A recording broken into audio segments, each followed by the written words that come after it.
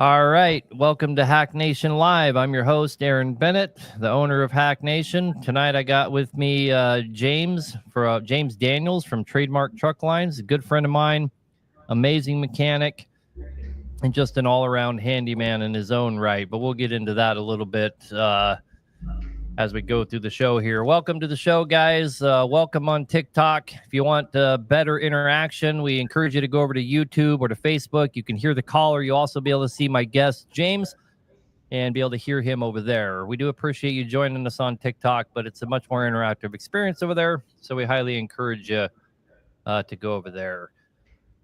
Let's see. Can you all see us? See if Facebook and YouTube is working. Guys, it's a call-in show. We absolutely recommend you join us on this show. This show is for helping out guys in the on-road and heavy-duty and truck industry, heavy-duty diesel industry. We try to do this every week, see how many people we can help. The number to call in is 573-422-4225. That's 573-422-4225. Guy on TikTok here says D13 or Paccar. Now, D13, that's a Volvo engine, isn't it? Volvo, yeah, definitely Paccar. You already know my answer to that. Hey, I knew your answer was gonna be Paccar for sure. I think I would probably agree with you, even though for the main reason, coming from a totally different standpoint of being a guy that doesn't own a shit ton of them like you do, you're going to find more places that'll work on the Paccar. At least if you get out of the South, then you're going to find that people that'll work on that Volvo engine, at least from what I've seen. Yeah, I think so. I guess every new engine has its issues. I see a lot more with the Volvos, and they usually revolve around injector cups and things like that, whereas Paccar's got a pretty solid engine as far as like longevity. I think they're million-mile motors if they're serviced. Yeah, I just don't see that with the Volvos. And plus, they're packaged in a Volvo, so that really kind of kills it too. Yeah, there is that as well. People can talk as much shit as they want about the Paccar, but you said an absolute fact, and they're million-mile engines. And by anybody's metric, the litmus for a good engine is what kind of mileage can it get. The Paccar has proven over and over and over again that it can get 1 million miles. That alone puts it up there on the tier with all of the great engines for that reason alone.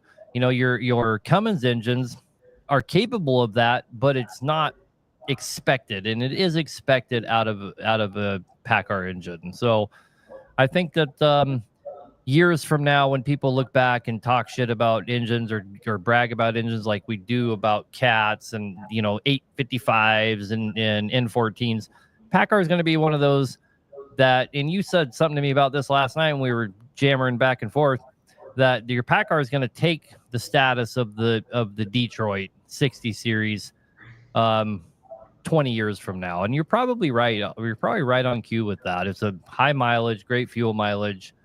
It just fits the bill. Right. And honestly, once you learn to work on them, they're really not that bad.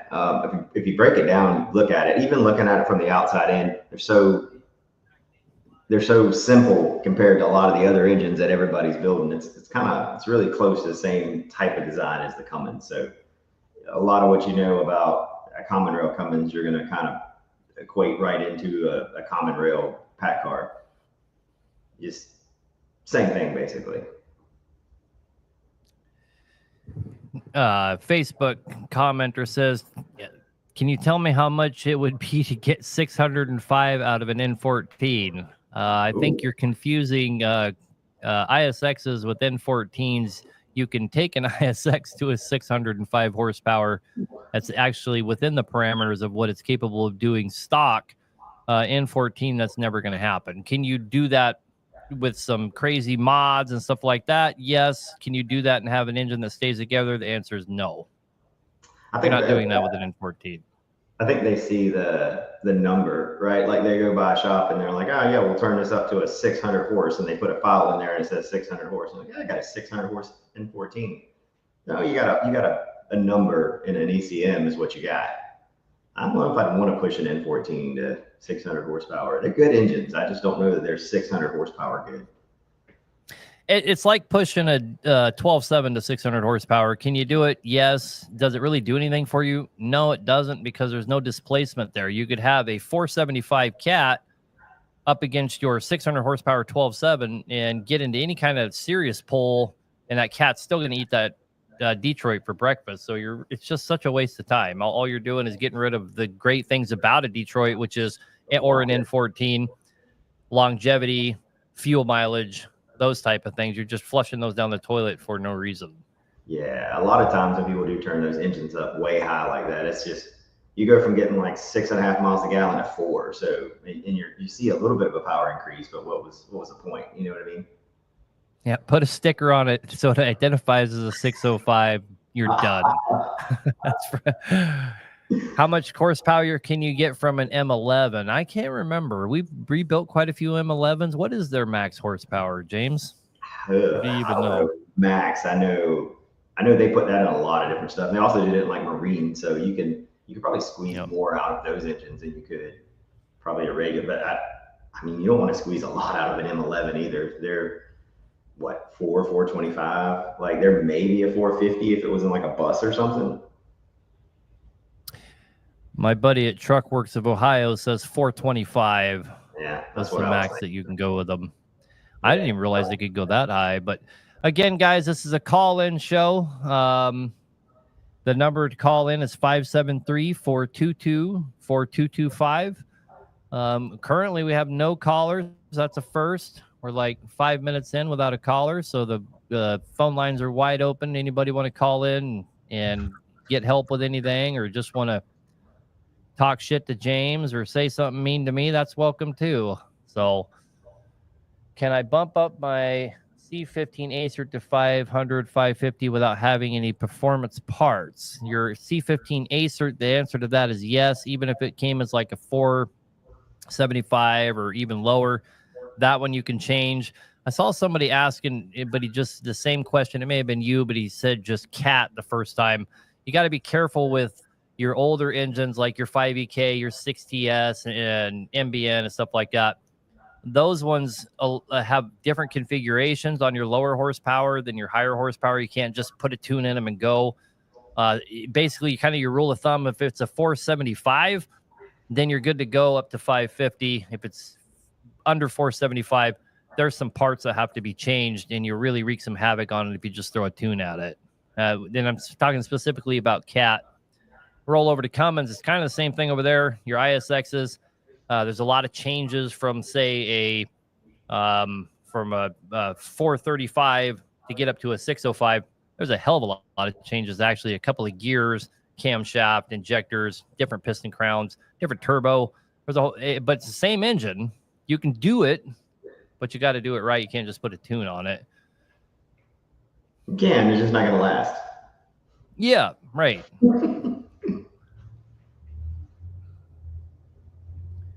If you guys didn't know, I have James from Trademark Trucklines on here, James Daniels. James owns a fleet of trucks. How many trucks do you own, James? We're 35 right now, all Peterbilt. 30. Are they all Paccars?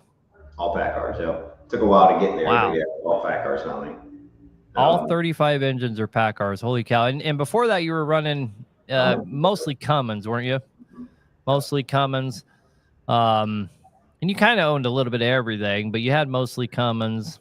I've tried a little bit of everything. It took that to figure out what worked best, or especially what worked best in our application. You know, I think definitely anything Paccar product related, Kenworth or Peterbilt, is going to be like your number one trucks.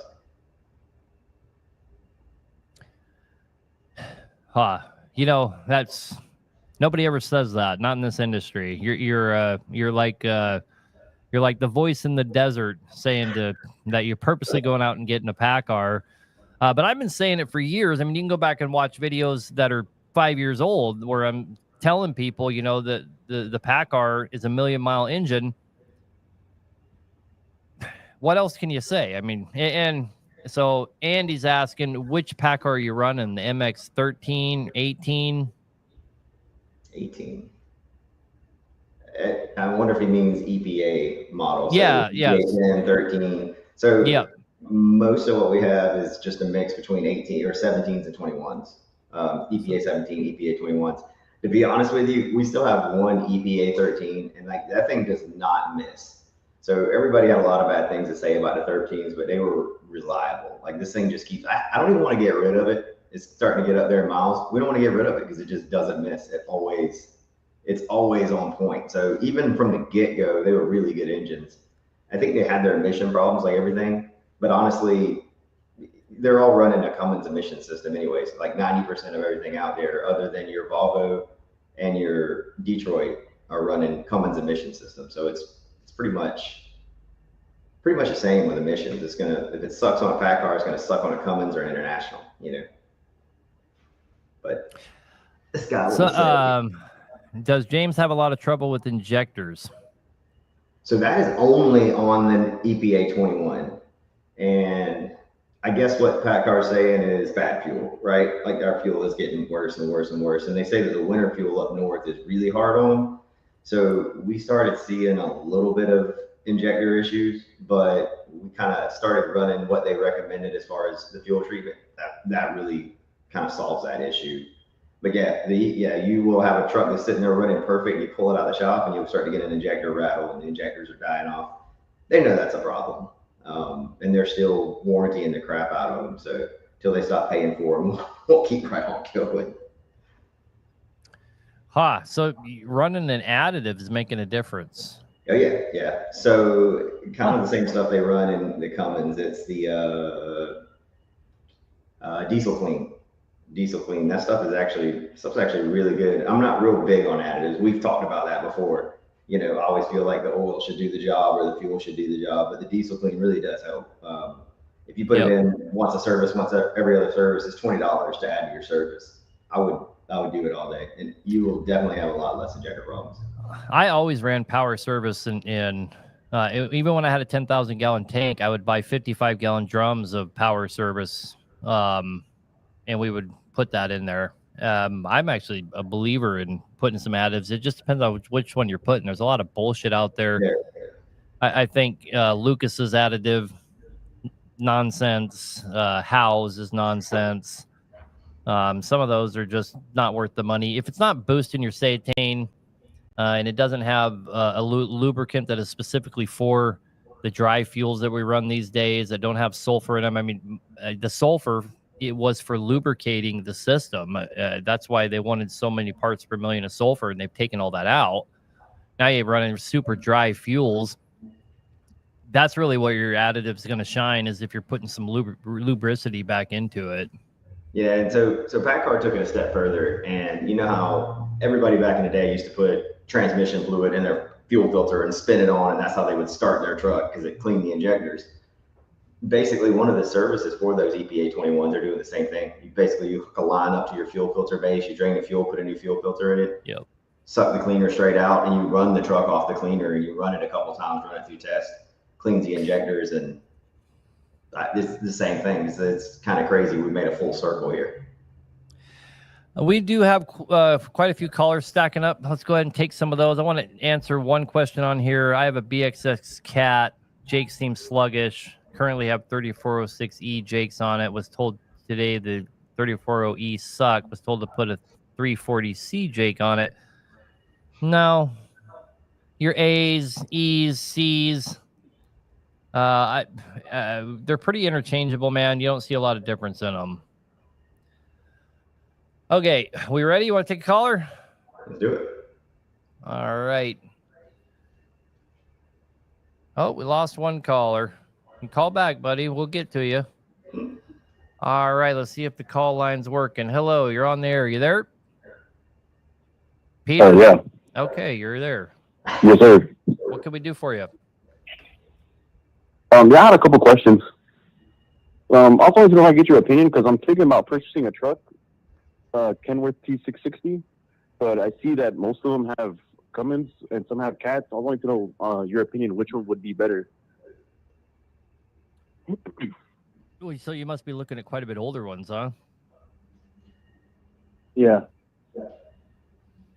Well, I mean, if you're looking at so old that you have the choice between a Cummins or a Cat, I think most people would tell you a Cat. One of the problems you'd run into with a Cat, though, is the fuel mileage on it is disgusting, absolutely disgusting. Yeah. So it kind of depends on, it kind of depends on the application, 100%. I mean, like we have James on here tonight, and he converted his entire fleet to Packars because it fits his application, right? And not enough people purchase the truck for the application. Too many people purchase the truck worrying about how cool they're going to look or aesthetics and all these reasons that aren't really the right reasons to purchase this certain kind of truck.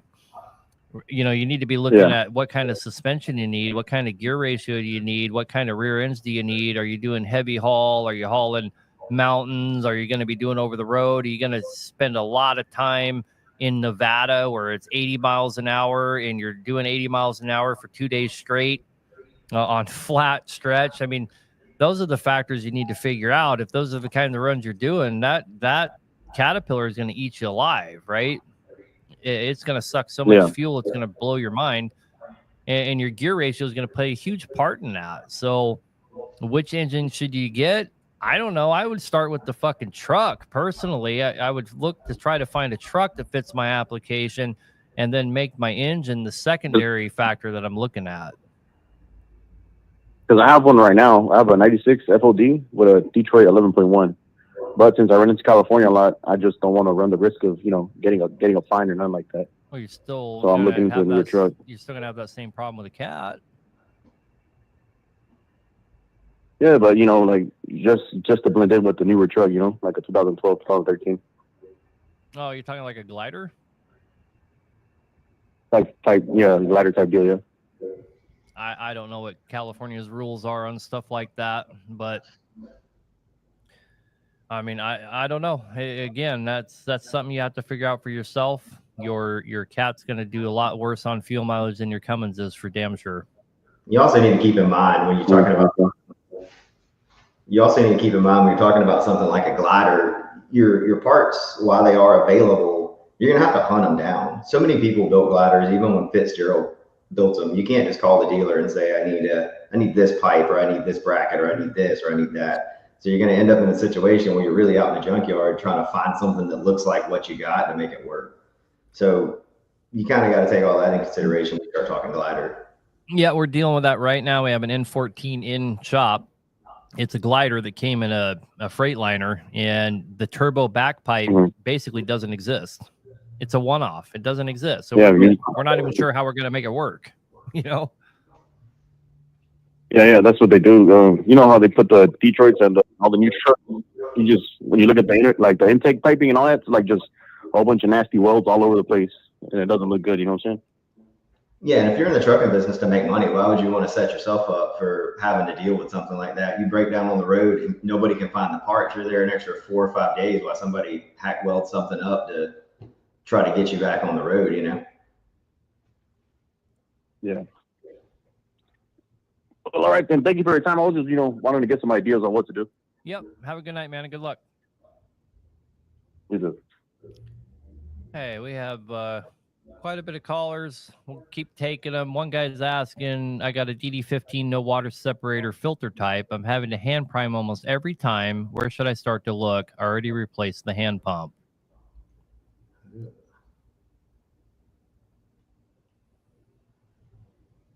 DD15. So I know there was a lot of issues with fuel modules. So I know there was a lot of issues with those and causing no start issues and having to reprime them and everything else.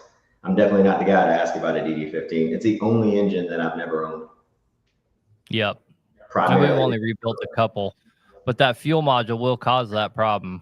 All right. Go ahead and take a call here. And I don't see the name, but from British Columbia, looks like you're on the air, brother. Hey, how are you? Good, man. What can we do for you?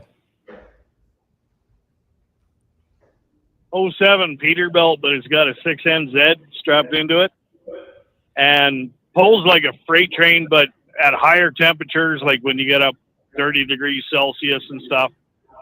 Sometimes when you're shifting, it'll it'll stutter once you put your boot right back into it there.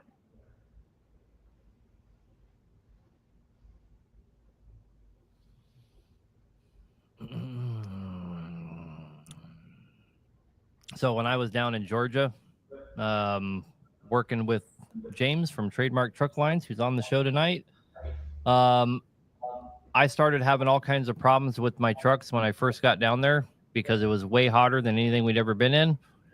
And my trucks would stutter when it would get really hot out, exactly like you're talking about. Now, I only owned cats. And what it ended up being is we had weak injectors on a lot of those trucks, and it never showed up until we got in an area where we had really thinned out fuel because it was way hotter than anything my trucks had ever been in before.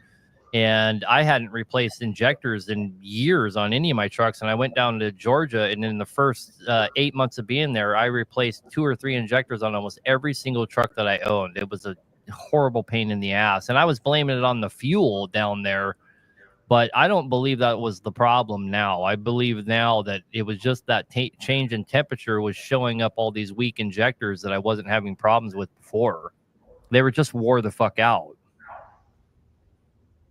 Yeah, like this one here, like in wintertime there, when we get down really cold up here and we're pulling 140,000 pounds, you know, like it still pulls hard and it doesn't stutter. But as soon as you get up over 20 degrees Celsius out here, it's, you know, you go to shift and sometimes she starts to stutter on you when you put your foot big back into it. I bet you. So you either got one of two things going on. Another thing that hot fuel will do is it will make your check valves, if your check valves are pretty weak, they'll really start to show their face when that fuel's really hot. Because you'll have like a return check line valve that is not working like worth a shit at all. In cold weather, it'll still work great. Okay. So you got one of those two I'll going check those on. things. Be my guess, you got one of those two things. That check valve, you got a wore out check valve, or you have one or two wore out injectors. And as that fuel gets hot, it's showing its face. Okay, yeah, because the motor was rebuilt like a year ago, like complete rebuild out of frame. Yep. But yeah, we'll take a look at that. All right, brother man. Well, good luck. Okay, thank you. Bye. Well, we got quite a few callers here, James. We'll just keep ripping through them, I guess. I mean, if you see any comments you want to reply to, you know, in between calls, you just... Yeah, that's what I'm trying to watch for. If you guys are watching on TikTok, I couldn't even remember the name. We highly encourage you to go over to Facebook or YouTube. It's much more interactive there. You can see our guest, who is James Daniels from Trademark Trucklines. You can hear the caller. It's a much more interactive experience. We do appreciate you coming and watching us on TikTok. But if you go to Hack Nation, you can find us live on Facebook or YouTube. The call-in number is 573-422-4225. If you want to join the show, we highly encourage you to do that as well. And we'll go ahead and take another caller here. Hello, you're on the air, brother. Hello. Yes, sir. Can you hear me? Yep. Okay, I've got a X15 Cummins. It's a 2020, and it torqued at 1850. Could I put that up to 2050 and not hurt it? That depends on the CPL. What's the horsepower? Do you know the CPL? What's the horsepower rating right now? It's 565. The 565, and James might correct me if I'm wrong, but the 565, you should be able to crank that up to 600 and to the torque that you're trying to get without changing anything. Yeah, that should be. Usually, I would like to turn the torque up because it pulls good at 565, and I was just wondering about the torque, if it would hurt it to turn it up. No, as long as the CPL is the same, you should turn it up as high as that CPL goes without any issues.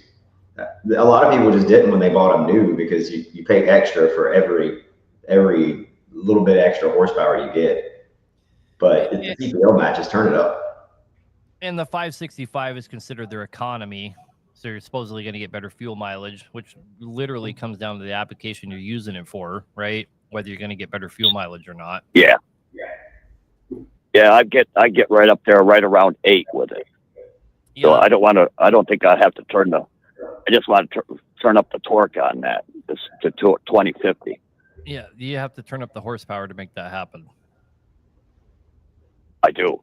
So I could go to 605 then. Yep. That's the same CPL arrangement for a 565 and a 605. Yeah, then I could turn the torque up to 2050 and I'd be good shape. It climb the hills up here in New York better. Yep. You shouldn't have a problem there, brother. I've been going to call. I put a comment on one of your pages and somebody come back and said that I'd have to change a whole bunch of shit in the motor, and I didn't think that was true. Not on that one, nope.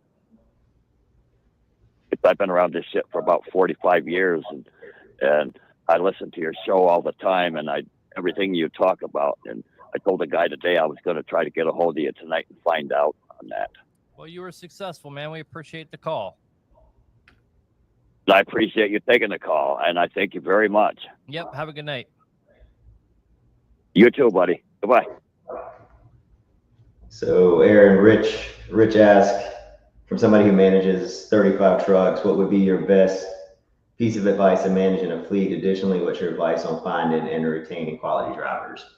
So, kind of a two-part question. The first is, if you're going to have a fleet of anything, if you can pick, it doesn't matter what you pick, but make sure they're all the same. Like, you want to be able to rinse and repeat. So make sure whatever you go with work, like Aaron says, works for your application, and just make sure you stick with the same thing, right? Because you want to have one bumper, one headlight, one starter, one alternator. That makes life completely easy.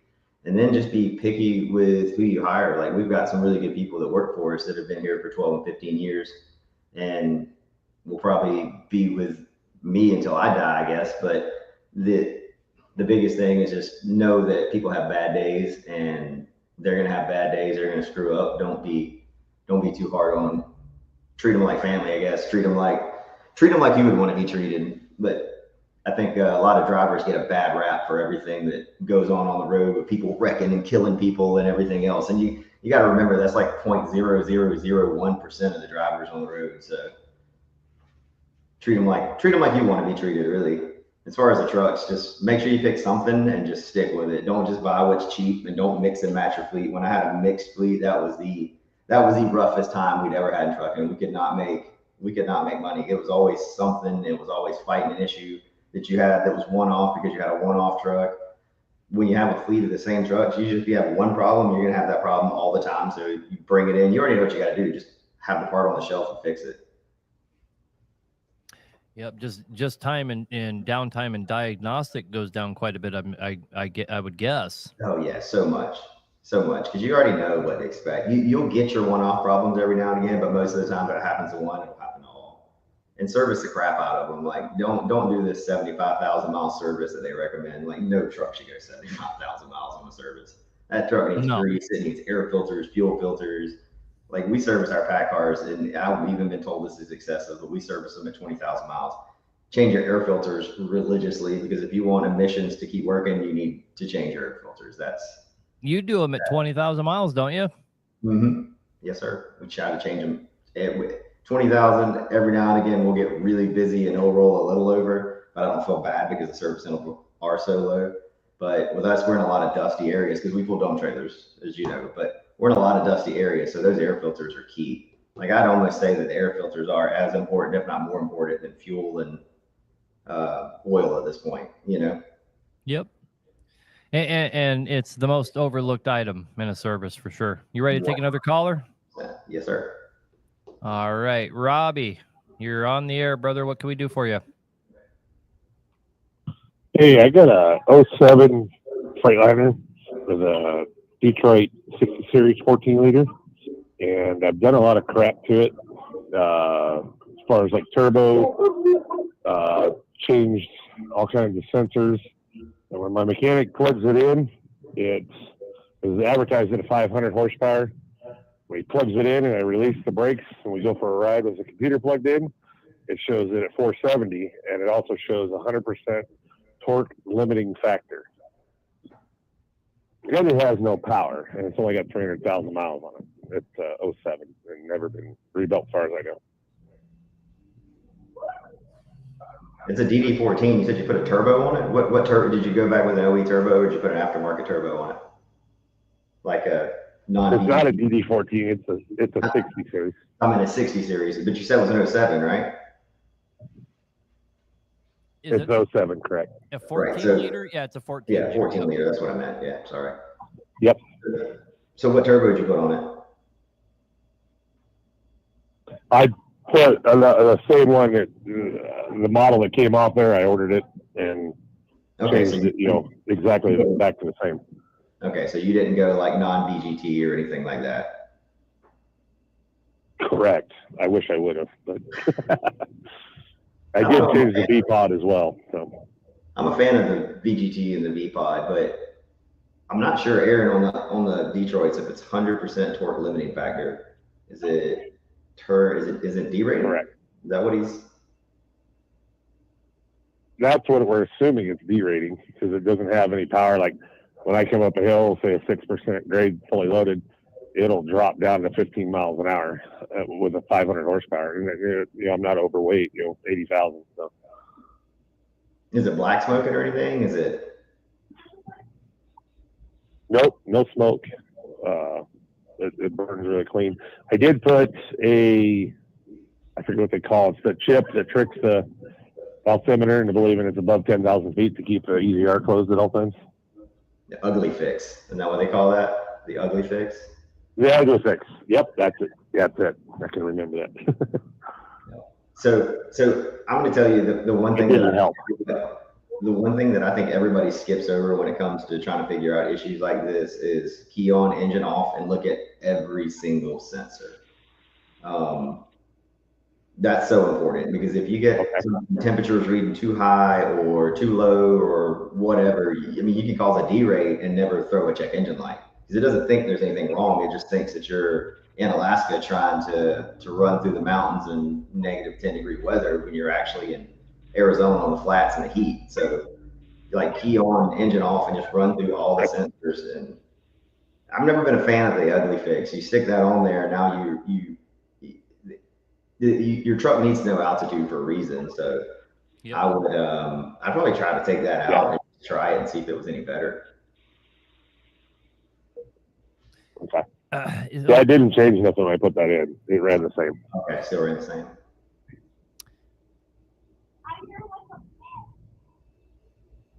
I had a guy come here yesterday. He waited about 6 hours here for me to finally get the time to come out and see him because he just kind of came off the cuff. But he had been to 3 other shops, I think is what he said, and no one could fix his problem. The truck just won't run right no matter what he does. I walked out there, started it up, listened to it run for about 3 seconds, grabbed and the external harness is new and all of his sensors are new. But his barometric pressure sensor had been folded over on itself twice and then zip tied 3 times with zip ties. And I cut those zip ties and pulled it straight and the wires were broken. And I knew it was a barometric pressure sensor, but he'd been to 3 shops and spent a fuck ton of money and nobody had fixed his problem. And it was the barometric pressure sensor the entire time. But here's the thing. The fucking ECM was telling those people that the entire time. I didn't even spend 1 minute with the truck and figured out what was wrong with it. It was a sensor the entire time. And that's kind of what James is trying to stress to you. You have to eliminate a sensor issue before you can even move on at all. Yep. Very underrated. And that barometric pressure sensor, like James was just saying, I mean, his probably thought he was in Alaska, in 20-degree weather or whatever it was, and he's here in Texas, and it was just sending it all because it has to know. It has to know how to fuel and how to let it breathe and all of that. Well, he got it right. I am in Arizona. So. Right. Yeah, same with temperature. I mean, Okay, if you I will try that. You said same with temperature on the on the 14 liters. They'll do the same as the cats. If the temperature's reading super low, then it's going to lean out and try to warm itself up. So now you got a fuel problem that doesn't believe it's a problem because it's trying to warm it up. So just pay attention to all your sensors, and sometimes it'll be one of the sensors you least expect that causes a low power issue. I've had to fight a lot of low power issues since I started. So.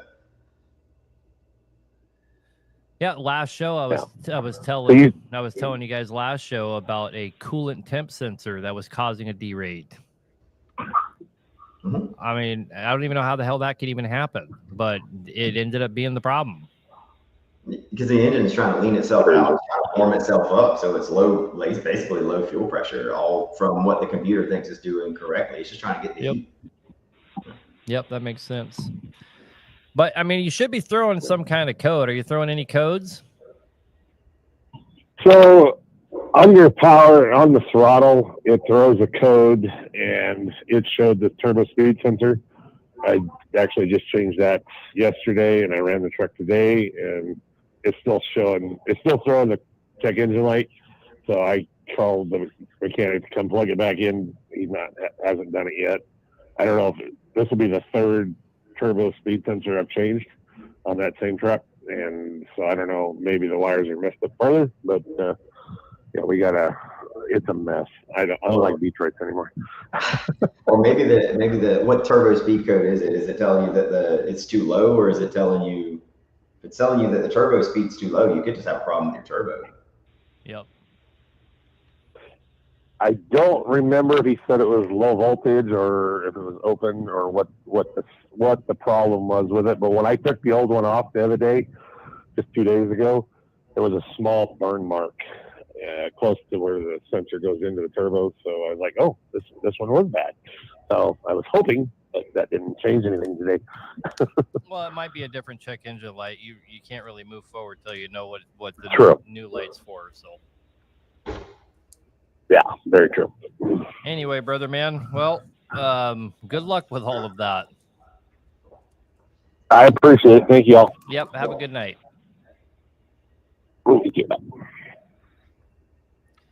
All right, guys, if you're watching on TikTok, we appreciate you, but it's a much more interactive experience to go over to Facebook or YouTube and watch this. It's Hack Nation over there. You can hear the guest, James Daniels from Trademark Trucklines. You can hear the caller over there. So just a much more engrossing experience. We have one more caller. We're going to get to you here in just a second. Guys, the number to call in is 573-422-4225. If you want to call in and talk to James or myself or both of us, and you got any problems you want help with, that's why we're here. You got any good questions? Let's just go ahead and take this caller, and we got another caller now anyway, but we'll go ahead and take this caller, and if you see anything you want to answer, James, we'll get right to it. But we got Brandon with a 6NZ. What can we do for you, brother? Yeah, man. How are y'all doing this afternoon? Good, man. What can we do for you? Yeah, well, I've got the 6NZ on my 01 Classic, and I've got a little light tune on it, and was kind of tied in between which turbo I needed to use. And I run across one of your videos this morning talking about the 78 quick spool turbo that you guys were putting on your 640 bills, and I was wondering on that 78, is it a 132 housing, a 142, or 145 y'all running in behind that? I prefer the 145. 145. Yep. Okay. All right. And that's kind of what I was tied in between, because I've got a 80 145 on there now, and then it's got a little lag to it, and having a problem with my EGTs on it. And then I was seeing, like I said, when I run across that video this morning and you're talking about the quick spool, I say, well, man, you know what, I just need to figure out if that'll be a better setup, for what I've got going on. Almost always. The only time it's not a better setup is if you're not feeling hard enough. Okay, all right. And then in this pushing, I think it's set at 650 or 675 is where we've got it set at right now. Jesus And like I Christ. said, it smokes like crazy. Well, we'll see you soon, brother. You see me? Well, and that's what I'm trying to prevent, because I've only got about 100. I might have 100,000 on the end frame on that engine. I mean, the problem, And, the so problem that's what is there's no mapping, there's no tuning out there. There's no mapping for that kind of horsepower. So the only way you can get to that number, if that number is a true number, is somebody is dumping fuel like nobody's business into that thing. Yes, it is. I've got, like I said, 20. I think it's 2,200 on my foot pounds of torque that I'm turning on it. You know, like I said, it performs real well. Don't get me wrong. And like I said, I run all over. For now. And it actually helped my fuel mileage, because I'm getting 7.2 miles to the gallon out of it. You know, and that's with me running 68 miles an hour. Yeah, my brothers would always turn theirs up to the moon just to get better fuel mileage, knowing they were going to blow them up, and they were okay with that, right? Because they would rebuild them themselves. And I mean, one of my brothers is so good at rebuilding Cummins that he can literally rebuild one overnight and have her back on the road in the morning. He rebuilt it every 3 months, but right. Well, and this is my first cat, which I've done this one myself. I've been rebuilding my Detroits for years, and this was the first cat that I've owned, and I actually redone it last April, you know, and you know, pretty pleased with the work on it. You know, saved myself a ton of money by doing it myself. And like I said, I've just been trying to figure out what would be the right combination on the turbo to keep from just spending money on turbos, trial and error. You know, I'll try this one, I'll try that one to see which one, you know, performs the best and keep my EGTs down. the one we're talking about will do everything you're trying to do, brother. Okay, so 78, 145. Yep. John says, all right, man. Yep. John Okay. says 132. All right. Well, yeah. I do. Thank you. Yep. Have a good night. Well, John okay. says a 132 down here, but you know what I say? I say let's put a VGT on it and let it eat. Yeah. If we really want to get some performance and some fuel mileage, just throw a VGT on it. They are better turbos. I do agree with you on that, but you're going to open up a whole can of worms. A couple questions about Paccars, which is what we were hoping to focus in on tonight. One guy in the comments asked if we like Paccars. Another guy is asking what are some of the problems that you see from Paccars. You want to answer a couple of those, James, real quick before we take the next caller? Sure. So what are some of the problems? So that depends on the year. You got EPA 13, well, EPA 10, 13, 17, and 21. So I can say 13s, you don't see a lot of problems. Those motors were bulletproof.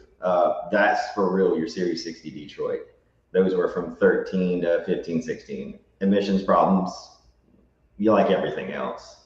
17s, you got into camshafts. So they had a lot of issues with basically the cams delaminating. So those were getting at about 750,000 miles. You were having to put camshafts in them. And so far with the EPA 21s, the biggest thing we've seen, again, emissions, NOx sensors and whatnot, is the injectors, like the guy brought up earlier. You didn't start seeing the injectors till EPA 21. That's the first injector we'd ever put in a truck or in a Paccar was an EPA 21. Again, they know they have an issue with it. I'm sure they fixed it by now. When do you start to see those problems? How many miles you into them?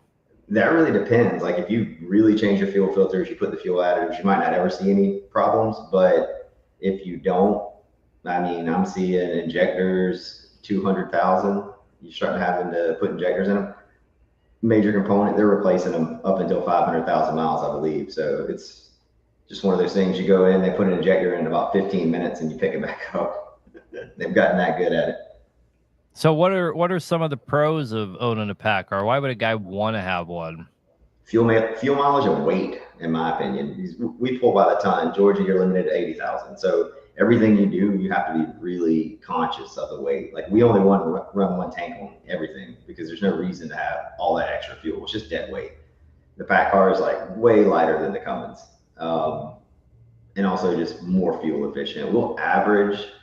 And I know I'm going to get a lot of kickback from this, but we average 6.75 to some of them are getting 7.5 miles to the gallon. So I'd say rough, good average is 7 miles per gallon. when you're talking about a fleet over a group of people, that's really good. Because you're going to have the one guy. It's like I drive the 10 speed and I get 8 miles to the gallon with my kit, my setup. Maybe, I don't know. But when you average that over 30, 35 random people, I think, 7 miles to the gallon is pretty good, especially in a conventional vocational application, Yep. Fuel mileage, man. I mean, in the trucking business, you can only charge what you can charge. The only way you make any more money is be more efficient, right? And what can you save? You can save fuel. Yep, there you go. One question though, just playing devil's advocate here. What about when it comes time to fix them? What about if a guy doesn't, like you, own a shop, a full service shop on top of owning a trucking company? For you, having a breakdown on one of those Paccars isn't quite as devastating as it would be for a guy that doesn't have those resources available to himself. Is he really shooting himself in the foot? Whereas, like, for example, at Cummins, you can go anywhere in the United States and have those fixed, and you see guys advertising anywhere from 13,000 up to 18,000. Is that realistic with a Paccar? Why? I'm going to say no, just because people don't want to work on them yet, right? It's just new, it's scary. They don't want to mess with them. The parts, though, honestly, are neck and neck with Cummins. The turbo's neck and neck. The in-frame kits are neck and neck. The heads are neck and neck. The parts are really neck and neck. I think people just throw outlandish numbers out to rebuild them because they don't want to. So, like, hey, if I'm going to touch it, you're going to pay me $20,000 in labor. But the parts really aren't that much more. No, they're very comparable. You are right about that, and I think you're hitting the nail on the head. People don't want to do them, so they try to discourage. If you're gonna make them do them, they're gonna really get into you for it. Right. Yep. Right. But they're not much, and they're way easier to rebuild than. They're really similar to the Cummins in that. Yep. You got one EGT hanging over here. You got one EGR cooler hanging over here. You don't have all the other crazy stuff like the Max Forces and N13s and all the DD13s. There was just so much to take off of them to do anything. You don't have that. So I think you do. So I think once people kind of get used to them and are okay with working on them, I think you'll see a lot more people jump over to them. All right, we have a couple more questions about Paccars, but let's take a call or two, and then we'll come back to those questions, asking about aftermarket parts and asking about ECMs and stuff like that. We'll get to those questions, guys. Let's go ahead and take a caller though, so people aren't on hold for too long. Okay. All right, Mike, you're on the air, brother. What can we do for you? Hey, Aaron. Hey, I called you years ago and talked to you about I bought a Peterbilt back during COVID, and it snapped the crankshaft, and we talked about it for a while, and it was just out of my budget. I couldn't fix it. It truck sat for a while, and I kept running my old Freightliner, and I finally, this past spring, I knew my Freightliner was getting wore out, and so I took out a loan to do the engine, and found a guy up in I'm in Virginia. I don't know if I said that. Found a guy up in Northern Virginia, had a C16. It's a 7CZ motor. He said that he built it. He said he built it for a guy that was doing a show truck. The guy backed out or got divorced or something happened, and he said he'd sell it to me for cheap just to move it. And he said he'd give it to me for $25,000. So bought the engine from him. Wound up bringing him my engine. He swapped all the parts over, all the externals. I guess it was basically, I bought a long block with a head. He swapped all the externals and brought it back home. I wound up doing everything on the truck, completely rebuilt the truck. So it took me, I bought it last February, 2 Februaries ago. This past February, I started putting the actual engine into the truck finally, and then finished it. The truck was running by May. Took it out for its first. So what I'd like to do is tell you, it made it 3 runs before it blew up. And this guy's not showing much interest in standing behind his work. So I'd like to tell you what happened and get your opinion on it. I've already spoken to 3 other mechanics. So I took it out on its first run, bobtailing down to this nursery that I haul for.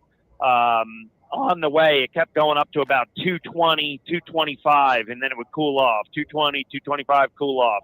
And I called him and I said, is that okay? And he said, oh, absolutely not. You got to get that thing pulled over. And he said that you get to 230 and you're going to crack the head on that truck. And so I was almost, by the time he called me back, I was almost to the nursery. So I parked it there. He blamed it on that I waited a year to install the motor, said the thermostats probably got stuck. So I went and bought thermostats, put thermostats in it. I also changed the radiator because he tried to blame it on that.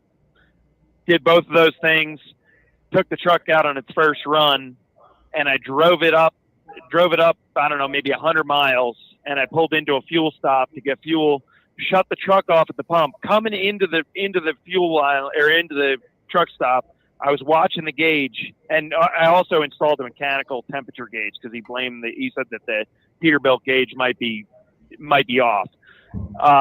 So as I'm coming, the whole time I was watching the gauges because I had to pull a pretty steep hill before it, and truck was at about 150, 160 when I was pulling into the truck stop, pulling around to the fuel island. I shut the truck off, pumped all my fuel, got back in it, start the truck up, and I looked down at the gauge and it's at like 225, and I just from sitting off. And I said, well, maybe if I move it a little bit, get some airflow going, start cooling off. And I started pulling off, and the temperature just kept going higher. So I pulled over, shut it off, cracked the radiator, opened the fill tank on the radiator, and I heard a bunch of gurgling as soon as I popped it. It just bloop, bloop, bloop, like it was drinking down coolant. After that, it cooled off, and I ran it the rest of that run. Spoke to that guy that built the motor in the morning, and he said, that's weird. I don't know. How much coolant did you have to add to it? I didn't add any. It went down. I don't know. It only went down like a half an inch, but it sounded like it was guzzling it. It only dropped a little bit. I think I might have added a half a gallon that I had, just figuring cool water going in there would bring the temperature down, but I didn't have much with me.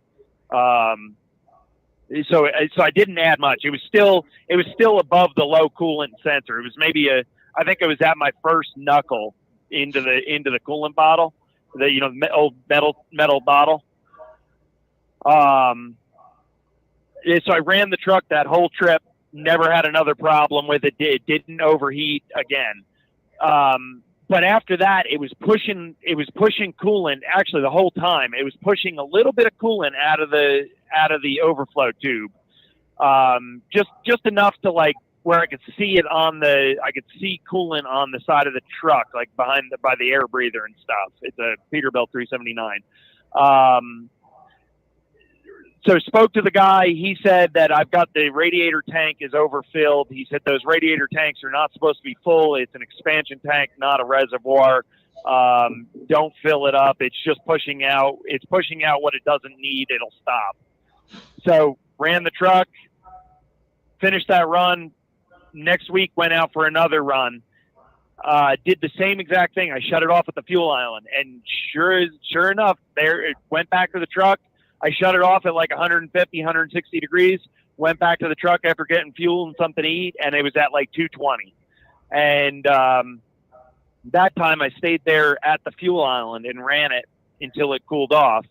And that's one of the weird things that it's done every time is when it gets up above like 220, 210, 220, it won't cool off, and it'll very slowly come down. I mean, I'm talking like a degree every 5 minutes or something like that, like something crazy, until it gets around the 200, and then it'll drop like a stone all the way back down to 160, 150, or 160 or something like that. Yeah, that's maybe a little bit lower, brother. That's James. I don't know what you're thinking, but that's a thermostat problem.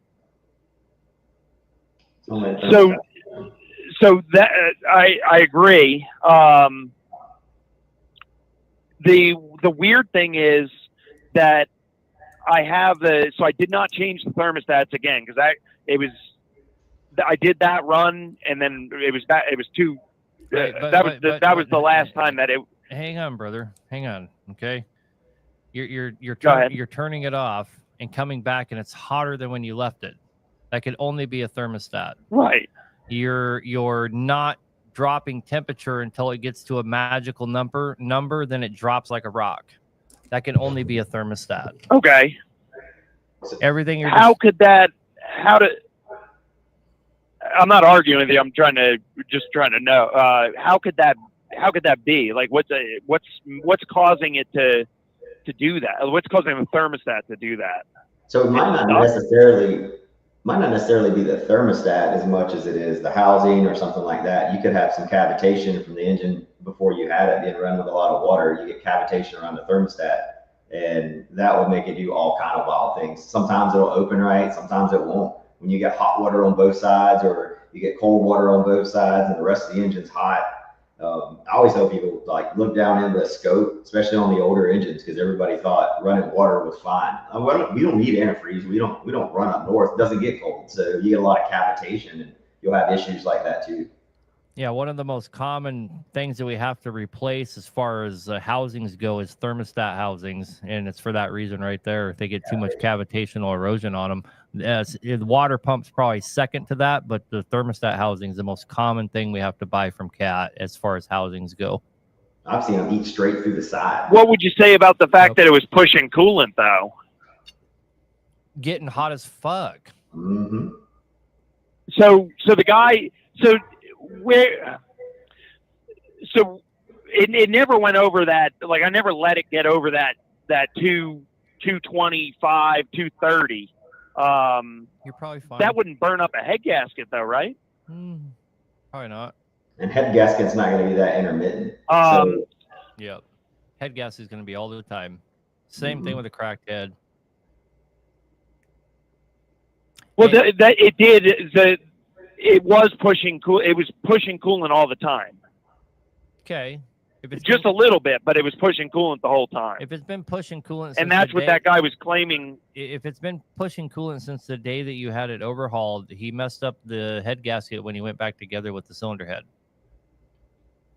And that's what. So one guy told me his theory was that he had a liner set wrong. It either burned the head gasket out, or it was getting combustion into the cooling system. To the point that it was like vapor locking it. Is that possible? Vapor locking, you would know when you try to start and that's it, it won't start for you. Okay. No, okay. I mean, because the last is it probably rolled a grommet or something when he was going back together. I mean, not that I'm knocking you or anything, but you kind of told a lot of story there that really comes down to you're pressurizing your system. Is it pressurizing at all times from the minute that you start it up? It would only push. I'd only see evidence of it pushing coolant after running it. I wouldn't. It's not like it would be sitting there like pushing coolant or hold my finger over the tube and it blows my finger off the tube. Then you need to go after. You need to go after your thermostat housing. Okay. Well, unfortunately, now I need to rebuild the whole engine because I was on my way back from that run. I was almost back. I was going up the last hill before I got home, and when I was in the middle lane, I looked down at the gauge, and as I looked down at the gauge, it was like watching the tachometer go up, and it was just steadily climbing. And by the time I got to the shoulder, I picked up I looked at the mechanical gauge. It was beyond the top number. It I don't know, scored a liner or what, but it's toast. Well, here's a question. Are you sure that your temperature gauge is right? What do you say? Are you sure your temperature gauge is right? Was it blowing coolant everywhere? Was it visibly running hot, or did the gauge just go up? Sorry, he's coming through all garbled. I can't hear anything he says. So are you sure your gauge is right? Was it blowing coolant? Was it that hot? Was it just like on fire, or what did it do? It was both. I have both the Peterbilt gauge that goes into the thermostat housing, and then I've got a mechanical PAI gauge that I put into the thermostat housing as well, into one of the other plugs. You burned it to the ground. Yeah. Yeah, she's cooked. Oh yeah, I mean it's 100%. And now I actually drove it home because at that point I was like, I'm gonna burn this fucking thing. I'm gonna drive it off the road or something. I was in a bad place that night. I was ready to go down with it. And I drove it back to the house and parked it in the driveway. And when I got home, I took a video of it running and blowing out the crankcase breather and the exhaust blowing steam out or white smoke, whatever you want to call it. And the next morning I went down and I just bumped the starter and it just locked up. So Yeah, I'm guessing one of those cylinders is full of coolant. Yep. So, but you have to rebuild it anyway. So that's the time to figure out what was going on with the thermostat housing for sure. But so would you say if I take it apart, obviously I would see a rolled grommet or something like that, right? Would be fairly obvious. Yep, it will be. But that still involves taking it apart, man. You're putting the cart before the horse. Just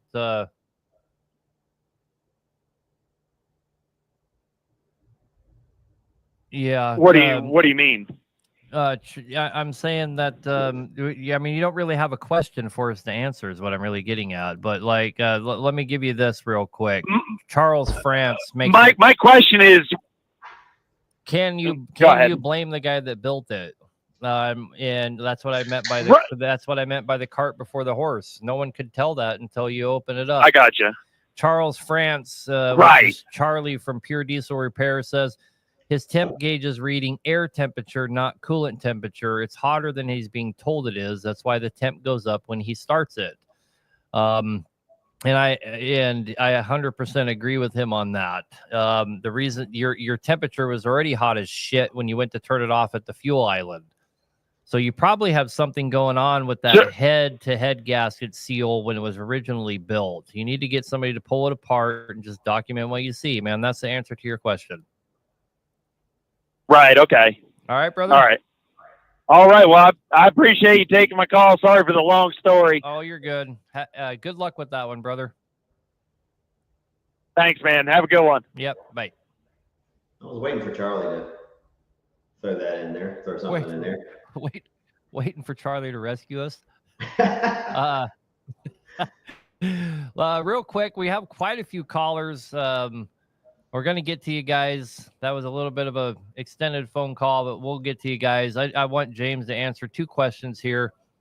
Actually, I might be able to answer the first one a little bit myself. Are there performance aftermarket parts out there for Paccar? And do you need better injectors or just keep the OE nice and clean?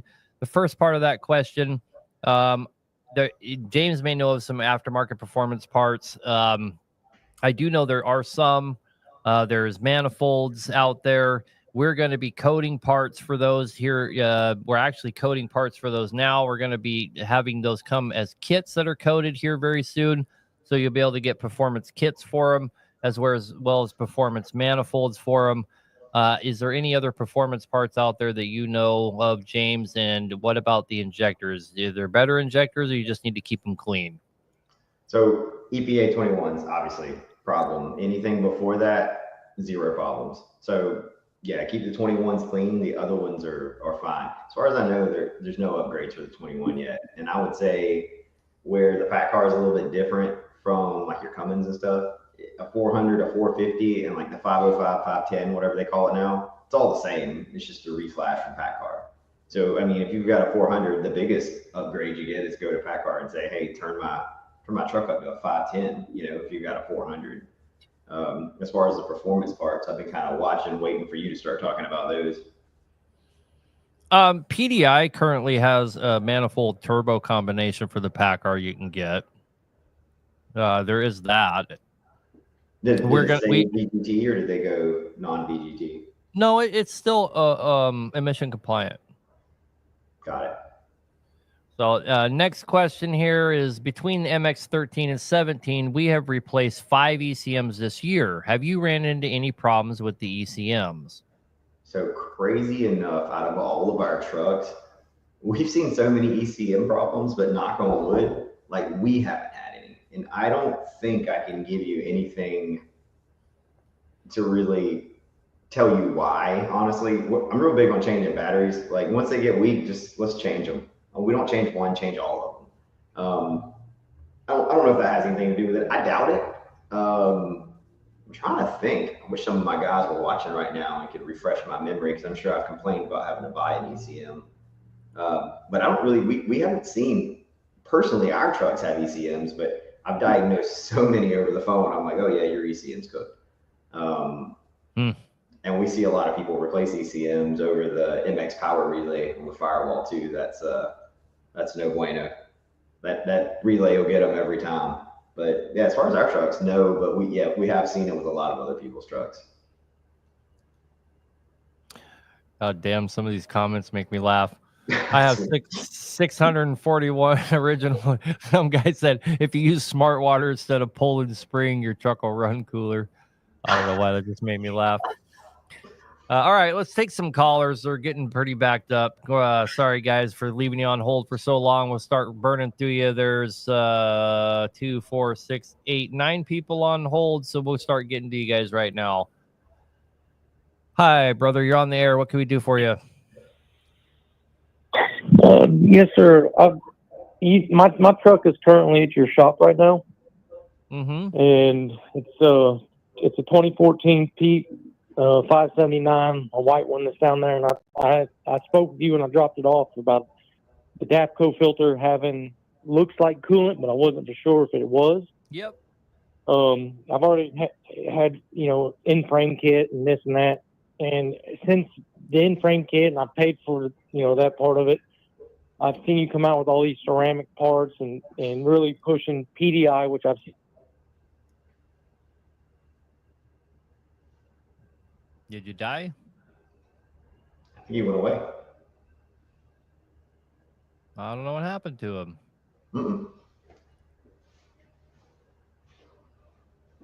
Oh, we lost him. Call back, brother. And I'll pick you up when I see you call back. All right, let's take the next caller. And for the record, I'm not pushing PDI. I've been using PDI products for a long time. I believe that there's better products out there. I'm coming out with better products. Personally, they make good products, but the problem is you have to deal with PDI. That's the problem. So that's what I think about that. So if you got the impression I'm pushing their products, I'm not. I just try to be honest about everything. If they're, if they have a product for a Paccar, I'm not going to tell you that they don't because I don't care for them. You know what I mean? Mark Carpenter, you're on the air, brother. What can we do for you? How you doing there, Hack? My name is Michael, man. I'm a young buck from Birmingham, Alabama, and I've been hauling gas like 2 years now, and I'm looking to go on an operator. So I've been looking at, reviews on certain engines, and I found a Series 60, and I just want to see if you can go in detail about a 12.7 versus a 14. The one I'm looking at is a 07 Columbia 14 liter, and it's a farm truck. And the guy, he gave me a good deal on it. I'm just trying to see if it worked. It has 700,000 miles on it. And it's people, some people say 1.3 miles, what you can get out of them. And it's like, he told me like 14 grand. I'm just trying to see what do I need to have put up on the side just in case and get ready for, possibly an in-frame, out of frame. Just see if what kind of advice you can give me. That's all. Well, the 14 liter, I mean, your first question was you were asking about the comparison of the 12.7 and the 14 liter. The 14 liter has much more displacement. It's capable of a lot more horsepower. As far as being concerned with the engine and whether you need to be putting up money to rebuild it, that engine is very notorious, especially if it's stock and hasn't been messed with by anybody. That engine should go well over 1 million miles, no problem. Should get good fuel mileage. It should do just fine. What would I be concerned about buying something like that? Well, why is it 14,000 would be my first alarm bell. But the main thing I'd probably be worried about is a farm truck. One of the problems with farm trucks is they sit around for half the year and they get used for 3-4 months at a time, and they just suffer from a lot of dry rot problems. a lot of people don't understand that a truck that never gets used will end up with all kinds of problems. You know, everybody worries about a truck that gets overused. Well, a truck that just sits there will end up with all kinds of problems because everything gets wore out just from not being used. That makes sense? So I would be looking really close. Yeah, and a farm truck probably has a lot of idle time too. So let me just tell it to you like this, okay? I obviously owned a lot of trucks and I would buy a lot of trucks. I kind of had a rule of thumb. I would try to find a good deal on a truck, but whenever I bought a truck, without exception, every truck I ever bought, I brought it in the shop and we just went through the entire thing. New drums, new brakes, new shocks, new drag links, new cross links, new torsion arms, new airbags where applicable on the sleeper, whatever it might be. And we just went through the entire thing. New air cleaners, change all the transmission, differential, engine oils, and just kind of start over. If you're getting a truck for $14,000 and you put another $5,000 into it, that's the best way to start out. Yeah, the other thing keep in mind is farm fuels probably had a lot of old dirty diesel run out of the back of a pickup truck through it. So maybe injectors, but also no matter what engine you're asking about, whether it's a 14 or 12.7, a cat, a Cummins, especially with 700,000 miles, that truck is only as good as the person that took care of it. So I see some stuff that is just raggedy. Doesn't matter how many miles are on it. Doesn't matter what engine it is. It's going to be clapped out if the person that took care of it. So. And farmers are notorious for not doing any maintenance. Yes, sir. Like I said, that's one of the first things I asked them was like, in the paper trail on the maintenance history and those things. It's kind of hard with hauling gas. Some of these companies say the truck can't be no older than 10 years, and I don't want to drive automatic, which I'm already doing that now. But I have no restriction. It's like I have no choice but to go with an older motor. But it's like trying to find when it's in good shape. It just I don't know where to start or what truck you even look for.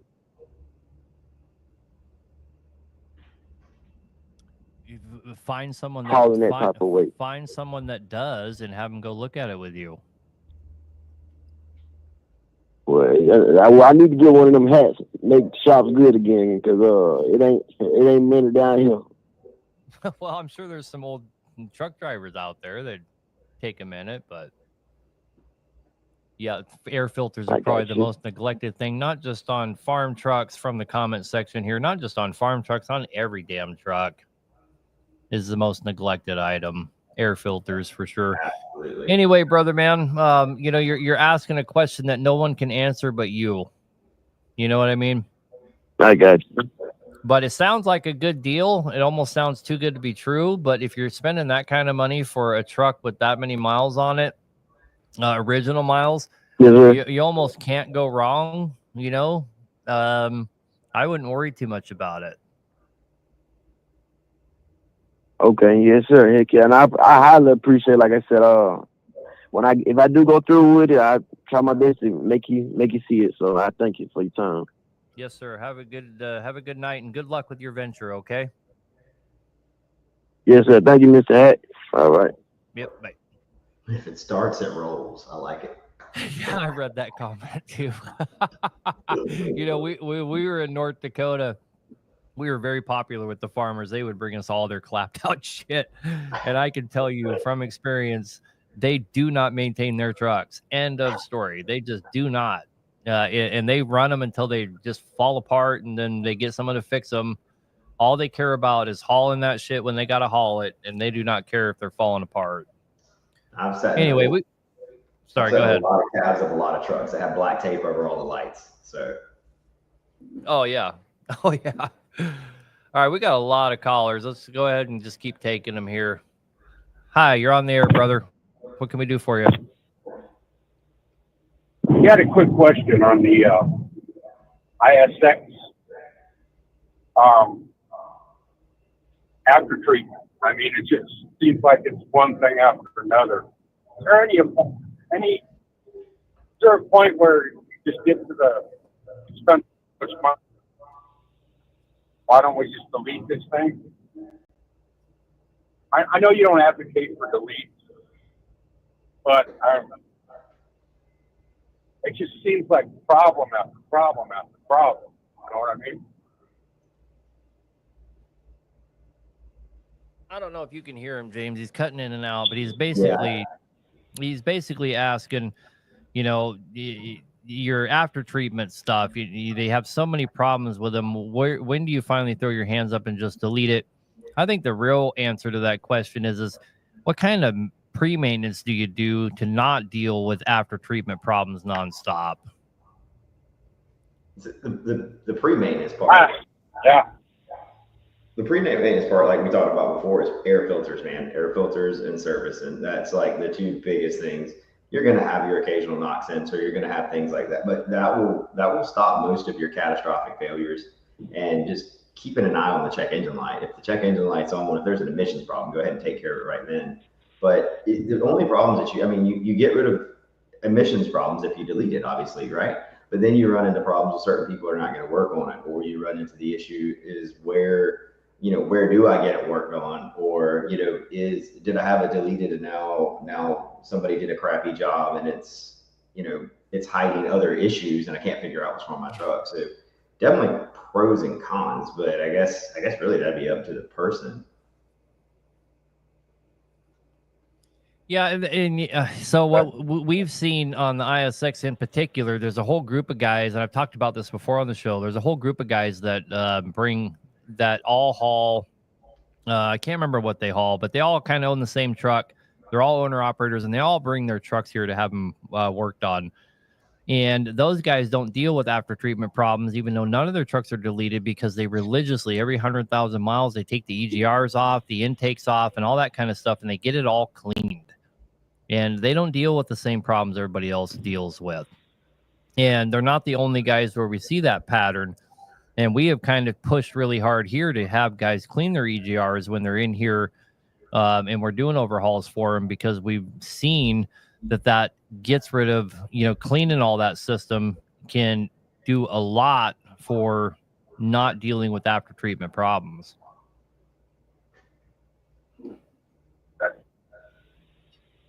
I had another question for James as well. I mean, to have modern equipment, eventually you're gonna have to deal with Paccar. Obviously, their reputation has gone up and down. Which of the Paccar engines have evolved, and which ones should you stay away from? So Paccar really only makes one engine, EPA or MX-13. They're just different EPA models. Really, they all had their pros and cons. I think I said that earlier. 13s were great. We never had any issues. The EPA 17s were camshafts, and the 21s are injectors. So kind of like everything, it's just what can you deal with the most. And then that is the issue, is we're all going to have to eventually run brand new engines, because eventually they'll all go away. We'll be rebuild them as much as we can rebuild them. There'll be rods hanging out the side of every block. So I think eventually we all have to move forward and buy newer engines. And I think find what you want and find what you can live with. Obviously, Cummins is a great option. I know a lot of people hate Cummins and they have a bad rep, but I had a group of ISX-15s that we bought brand new, and we got 1 million miles out of those trucks. Keeping the oil change, keeping it serviced. You got 1 million miles out of a shit ton of them. Yes, absolutely. But I've seen equally as many from other people with rods hanging out the side of the block. And again, if you're buying something secondhand, really, the longevity of that engine is going to depend on what they did to it the first 400,000 miles. So it just really depends how it was taken care of when you got it. If you bought it brand new, and how you take care of it when you get it. I definitely don't suggest 70,000 miles on an oil change. I'm just 20,000 is like the most I want to go, because it still needs grease. Even if the oil lasts, everything else starts to break down. So I guess to answer your question, I find a truck that you really like and figure out which motors come in it, and figure out I don't think it's any more expensive to work on a Cummins than a Paccar. So I'm all for the fuel mileage. If it wasn't for the fuel mileage, I'd be all for the Cummins. I never got the same fuel mileage out of the Cummins that we get out of the Paccar. So I've got to take that fuel break at the end of the year. Well, see, my biggest issue is I own a bunch of cars. car haulers, and the older ones are Cummins and the newer ones are Paccar. You know, Yep. most car haulers are Peterbilt, so the older ones are Cummins, the newer ones are Paccar. And I'm having my fair share of emissions problems with Cummins, and I haven't bought a used truck in a long time. I've bought a lot of used equipment, so I'm just looking at the future, thinking about which Packars, do I need to. How's the Paccar doing? Are you getting better fuel mileage? Are you getting better service out of it? Oh yeah. I mean, I've got a 13 that was with 7 ECMs. It just 6 one half dozen another, I guess. I don't know. I guess my next move is to buy something new, and just I'm pretty religious about maintenance. I mean, I don't do my air filters at 20,000, but I might start after hearing you. But you're on road a lot more than I am, so that's probably real good on it. Yeah. All right. Well, kind of answers my question. Just wanted to get your thoughts on it. All but right. I appreciate your time, guys. Yep. Have a good night, man. You too. I'm sure everyone that's viewing knows that we rebuild a lot of engines here, of course, and we see a common theme. And of course, there's exceptions to this. There's going to be exceptions to anything, but the most common theme that we see is if we're dealing with a Cummins engine that has made it to 1 million miles or is beyond that, they have something in common almost always, and they haven't been deleted and they were well maintained. That is the most common theme we see on 1 million mile plus Cummins that hasn't been opened up yet. So we never even had the fuel issues, the fuel pump issues where they were coming apart and blowing the motors up. We never even had the fuel pressure or the fuel pump issues out of any of ours, and we had 2250s. Not to say we didn't have fuel pumps fail, but we didn't have them fail like that. Once you see a little bit of metal in a fuel filter, it's time to start, inspecting them. But the ISX-12's got a pretty bad rep. I told you before, we got really good service out of those. Those were great little engines. And we're in a powerhouse, but they definitely got the job done, and they were very low maintenance. Robert Byrne in the comment section, he kind of pointing out what I was pointing out earlier. One of the problems with the Paccar, though, is the availability of people that'll work on it. And I can see that as being probably the biggest issue for an owner-operator is, am I going to pick a Paccar or am I going to pick a Cummins? Well, the Paccar may get better, longevity, but finding someone to work on it's a challenge. But anyway, we have a shit ton of callers. We probably better start taking them here. All right, Jeremy, you're on. Let me click the button. Jeremy, you're on the air, brother. What can we do for you? Yes, sir. Appreciate you taking my call. I just a couple months ago, I had my pump rebuilt on my 3406C, and I took it to a reputable place. They rebuilt it. The guy that originally put it back on didn't get the timing right. I finally got it timed, and I advanced to the half of a hole. But my EGTs are still 70 to 100 degrees higher than what they were before I ever got this pump touched. And I'm beating my head off the wall just trying to figure out what I need to do to try to get this truck to run like it used to run. Well, 2 questions. What kind of what is your total EGT that you're seeing? I've had it upwards in between. I mean, if I keep the RPMs high, it's not bad, but I have to, if I get caught slipping, it'll go 950 to 1,000, where before I would never hardly ever break 900. And if I did, it was in a pretty decent pull. I could split a gear on the 18 speed and it would drop right back down into the mid 8s. Well, 950 to 1,000 is not a temperature that you need to be concerned about, number one. Number two, when they rebuilt the pump, it's probably working a hell of a lot better than it used to, and you're probably getting a lot better fuel. Okay. What number is a worryable number? Above 1,200. Or 1,200 sustained for a really long time is not really that healthy either. Right. This is the first. I actually just got this truck last year. I've only been trucking for a year and a half, and I was nervous. It just didn't seem right. It wasn't the way it was before, and I just feel like I really have to. I felt like I was having to downshift more to keep it lower. But if it's in within spec, then I guess I don't have to worry about it as much as I thought I did. No, I wouldn't worry about it, brother. Does anybody or who makes a cam for a 3406C, aftermarket performance cam? Well, it depends on what you're trying to define as performance. There's an aftermarket cam. Highway and heavy parts is where I get them from, but I don't know that anyone would call it performance. Is it better than the stock or just an aftermarket? It's the same as. Same as. Yep. Okay. All right. All right. I guess I've been worrying for the last month or so for nothing. I greatly appreciate your time, buddy. Thank you. Yep. Have a good night. You too. Bye. Bye. A lot of people in the comments here, James, are talking about the biggest roadblock to shops working on Packars is actually the access to day before. And I'm going to chime in a little bit on that and agree with everybody because we didn't work on Paccar for a long time. And I actually bought all the tooling to work on Packars 4 years ago and didn't start using it until last year because I finally got access to dealer day before. And I got it through Peterbilt. They helped me out. They hooked me up.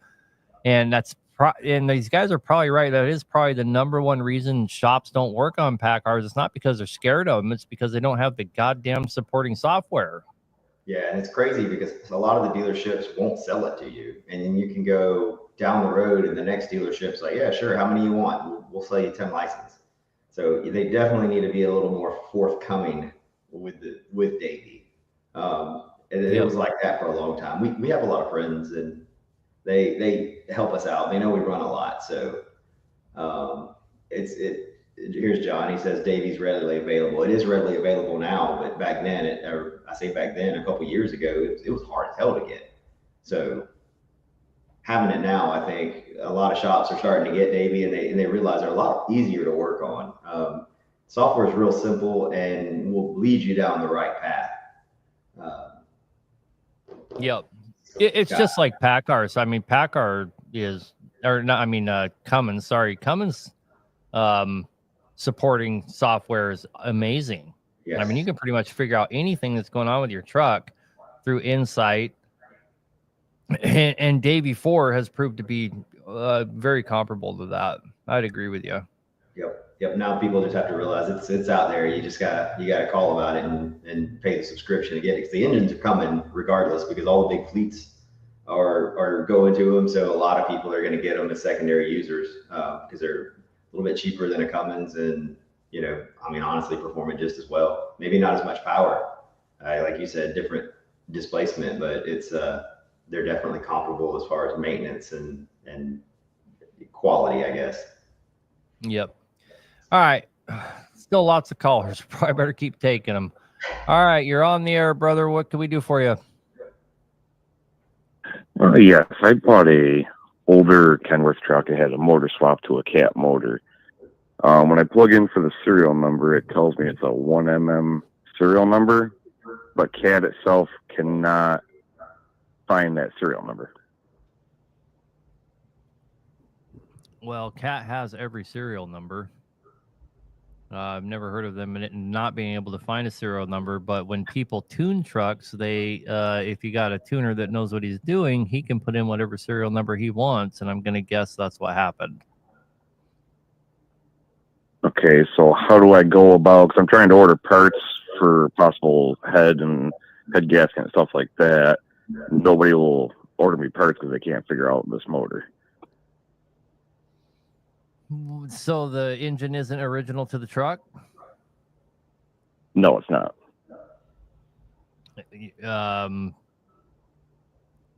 mean, other than tearing it down, I don't know.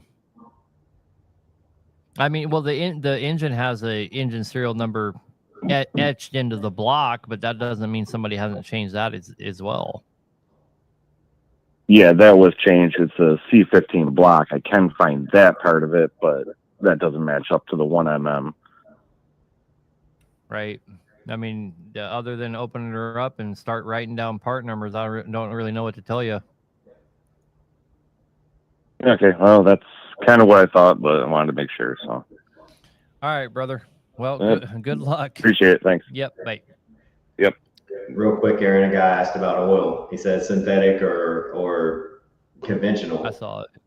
I run a syn blend just because if you're going to change it to 20,000 miles, why spend stupid money on synthetic oil, right? If you're going to take it to what they say take it to, definitely synthetic, because that's your only hope at not blowing that unit up for 300,000 miles. So I think syn blend is if you're going to change it pretty regular.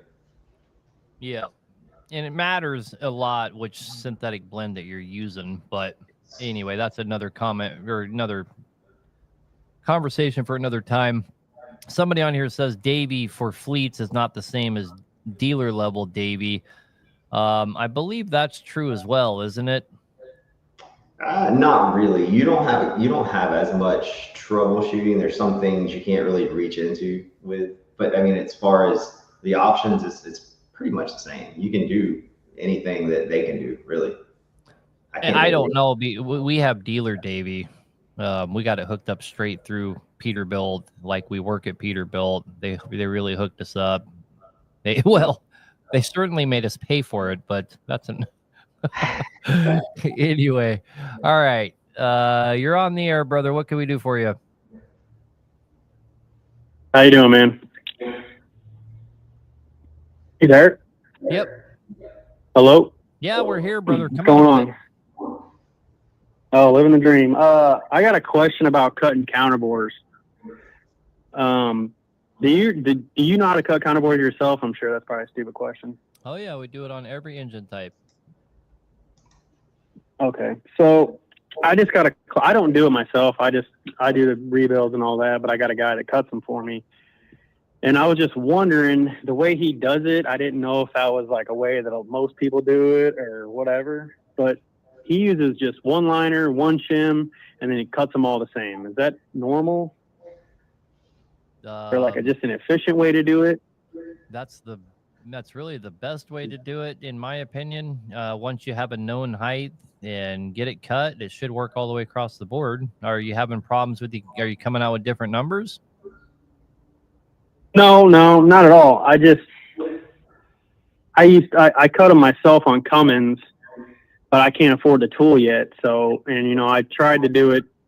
I used to do it the way that Cummins told you, which I thought was, kind of a long way to do it anyway. But I just had never seen anybody measure once and cut once, like all the way down. So I just didn't know if that was just some backyard way he did it, or if that's how a lot of people that do it and that have been doing it for a long time. Well, you can call me a hillbilly if you want, but that's how we do all of them. Okay. Yeah, that's really all I needed to know, because I just was curious. I'd never seen anybody do it like that. Yep. Yeah, it's going to be more accurate that way. You're going to come out. I mean, if you're readjusting it every time, the margin for error goes up through the roof. I couldn't imagine doing that. I would probably smack one of my techs in the head if I seen him doing that. You're just asking. You're putting the human error into it over and over and over and over again. All right. Yeah, I hear you for sure, man. Yeah, that's all I need to know. I appreciate your time. Yep. Have a good night, man. You too, bud. We'll see you. I wish that you still had ISX 12s, James, because I own the counterboring tool and I've only ever used it once, and then I could sell it to you. I've got some spare motors I could send you to build for some of these guys. I'm sure some of these fellows run dump trucks or something with an ISX 12. Yep. Well, that's the plan. You're supposed to be bringing me a whole truckload, brother. Yeah. Yep. All right, you're on the air, Julio. What can we do for you, brother? Hey, how are you, man? Thank you for taking my call. Hey, so I got this truck like 2 years ago. It has a 12.7 liter. And when I bought it, it was rebuilt because I know the guy that sold it to me, and it was rebuilt like auto frame with like even the crank was bought from Detroit.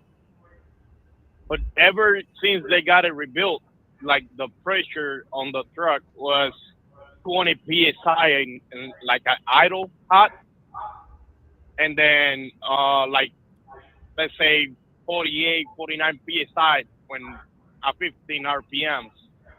And then this year, I had a problem with one of the injectors. It took like the sleeve, so I took it apart and I rebuilt it myself again.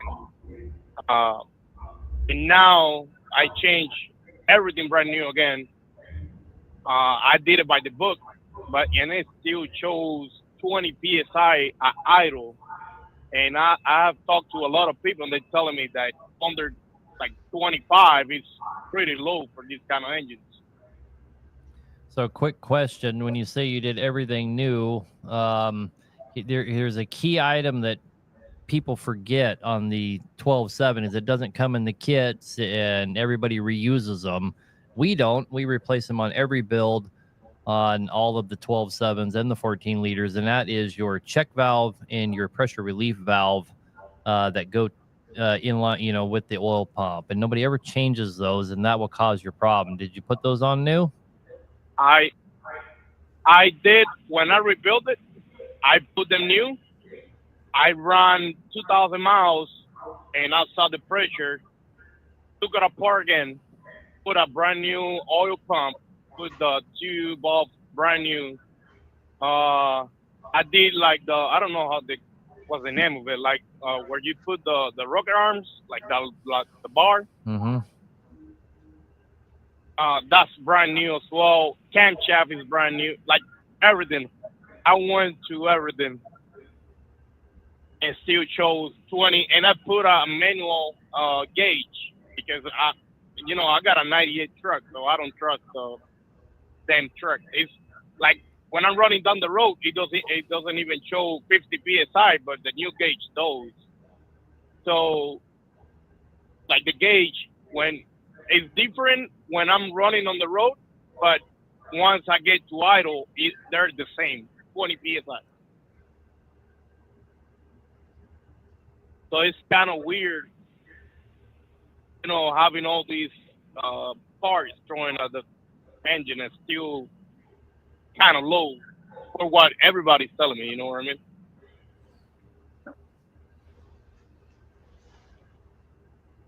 Parts throwing at the engine is still kind of low for what everybody's telling me. You know what I mean? It's got to be Thoughts, done James? somewhere. Yeah. What was that? James says it's got to be dumping it somewhere. Did you ever plastic gauge the crank? That would be one of my first questions. Did you ever verify that you didn't get a turned crank when you bought one, especially if you bought an OEM crank? The odds of it being turned are way higher. Did you ever confirm that you're not dealing with 10 over bearings and that's actually the problem?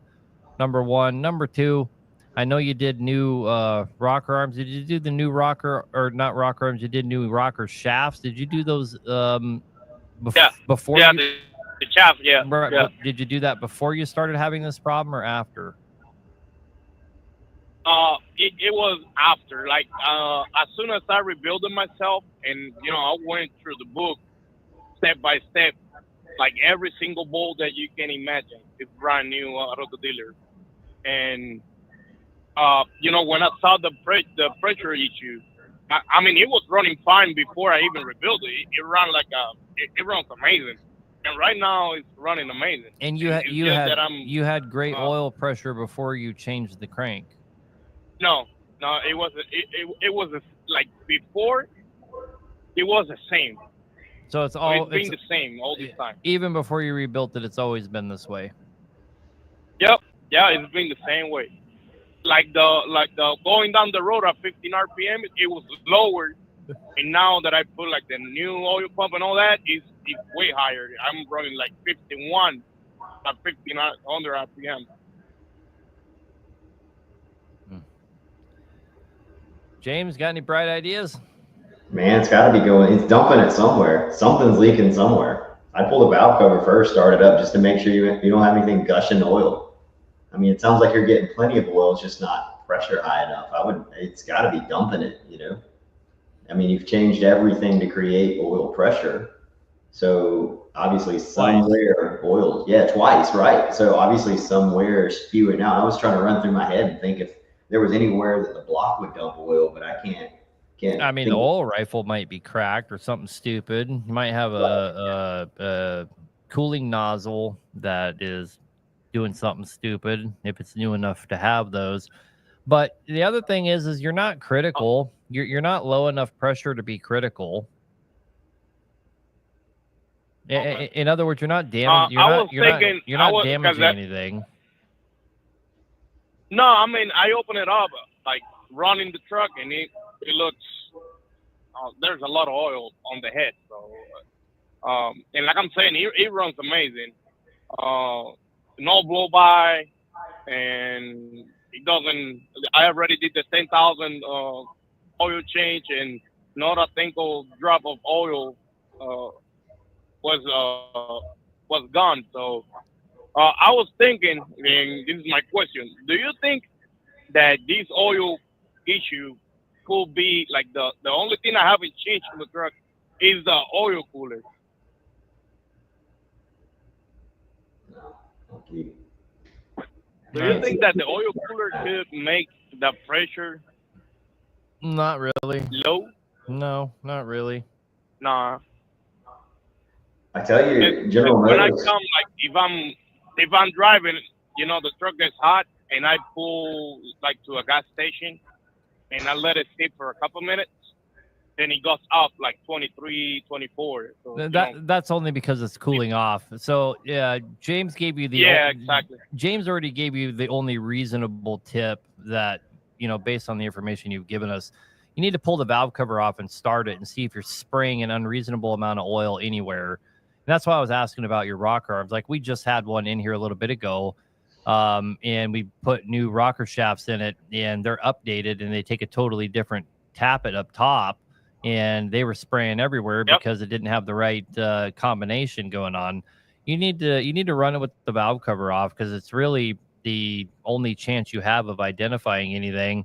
And if you confirm that everything just looks normal up there and you're not spraying oil somewhere, then about the only other thing I can think of is plastic age your rod, and, you know, one rod and one main, and just make goddamn sure you didn't get sold a 10 over crankshaft.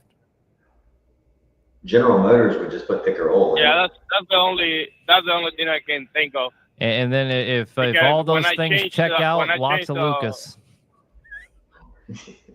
Yeah, I don't want to put any Lucas yet, because I was reading kidding. online that it's too early. It's too early. I do use, because I got all the trucks with the C15, and they're run, you know, 70, 75 psi on oil pressure, and I do put Lucas on it. They got like 1.6 million miles on it. But I did open the bud cover when I changed everything, and I let it run a long time with the bud cover open, and everything looked just like it's supposed to look. You know what I mean? So I guess I just gotta run it like that. I mean, if it lasted like 8 years on the last in frame, it'll probably last, brother. You're not at a critical level. I wouldn't worry about it. That's the consensus in the comments. All right. I appreciate you, man. All right, brother. Have a good night. All right. Thank you for taking my call. Okay, we have 5 more callers. We're not going to take any more callers, so don't keep James all night, guys. So if you call in now, I won't take your call. If you're on hold, we're going to go ahead and take your call. So just hang on. Let's go ahead and take him, huh, James? Yeah, let's go. All right. You're on the air, brother. What can we do for you? Hey, Aaron. Phil, big fan. Got a 6NZ. I own the truck 23 years. Got about a 1.5 million miles on it. I noticed she's like blowing a little black smoke, like a puff, like a smoke ring almost. Can a guy hook a computer to the ECM and see if the injector on it? Is one of them is bad? How do they do that?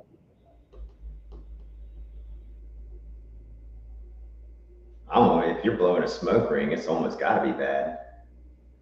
What engine was it? I missed that part. It's 6NZ.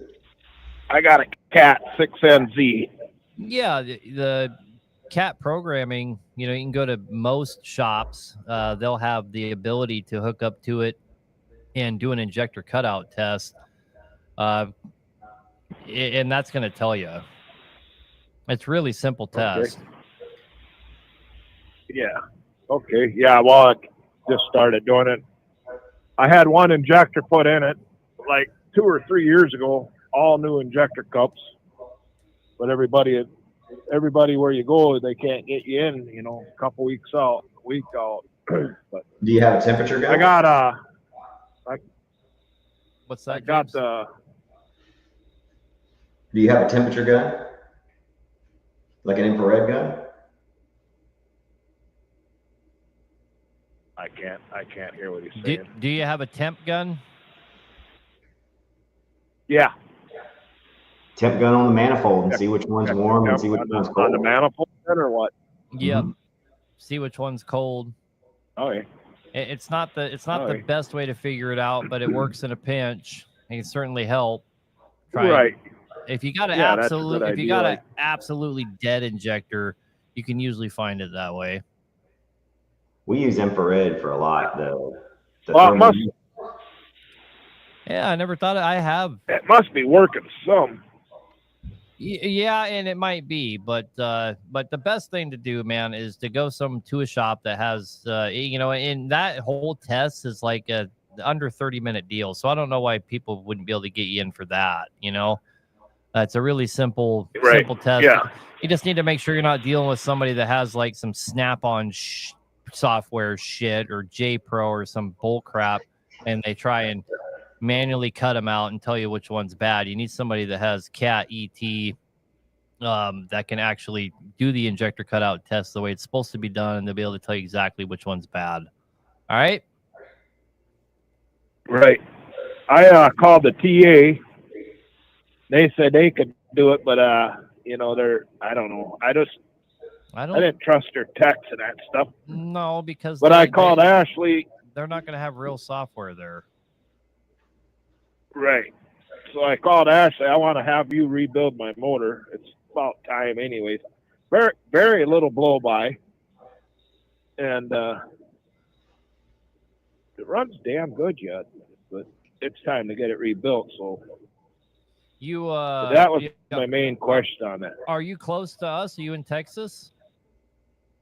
I was gonna be this week, and that load, I had a load drop on me, so now it won't be until probably August. But I got all the information to send it back to Ashley so I can get a quote, and then I figured bring her down. I want to get it in.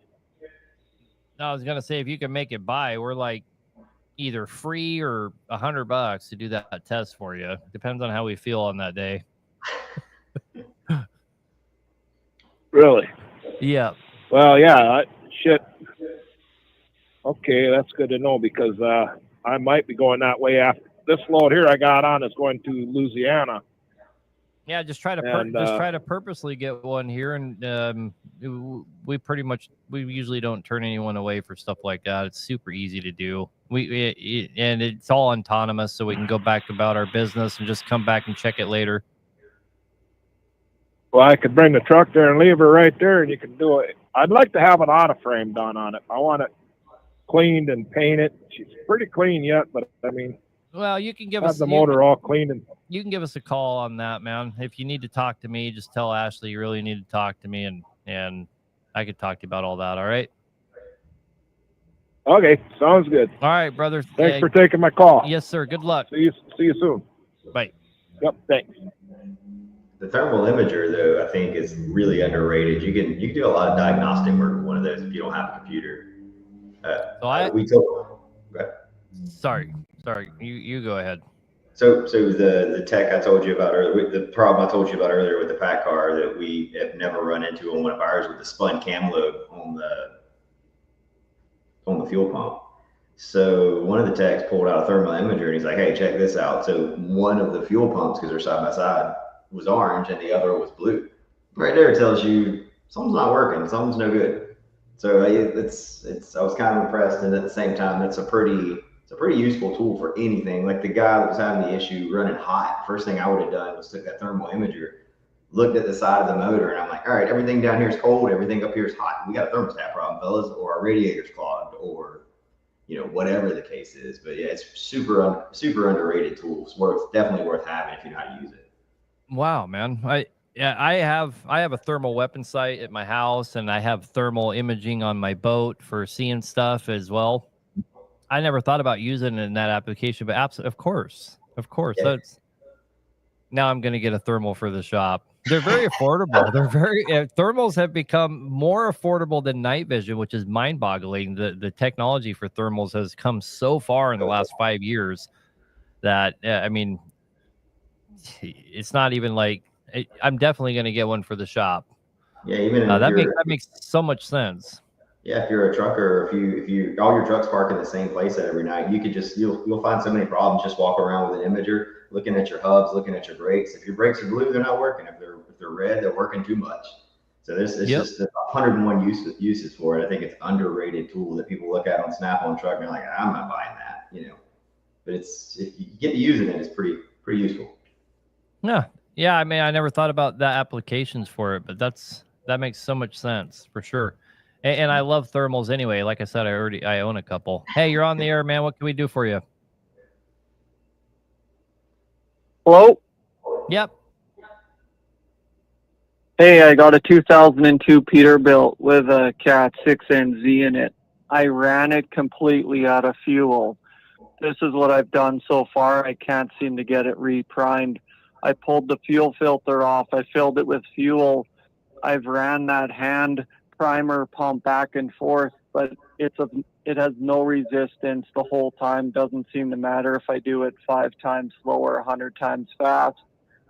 Then, courtesy YouTube video, I pulled that line off that comes off the back of the engine, comes down to the right side of the fuel filter housing, supposedly heads back to the fuel tank. I undid it there. I hooked a vacuum cleaner to it and pulled fuel all the way to that point, threaded it back onto the right-hand side of the fuel filter housing, and I can't even get the motor to even think about starting. That's odd for a cat. Ran out of fuel, needs a rebuild. God, the comment section tonight is just too much.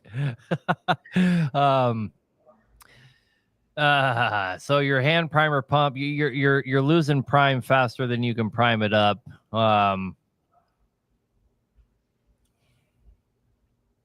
There's a lot of things that can be, of course, but what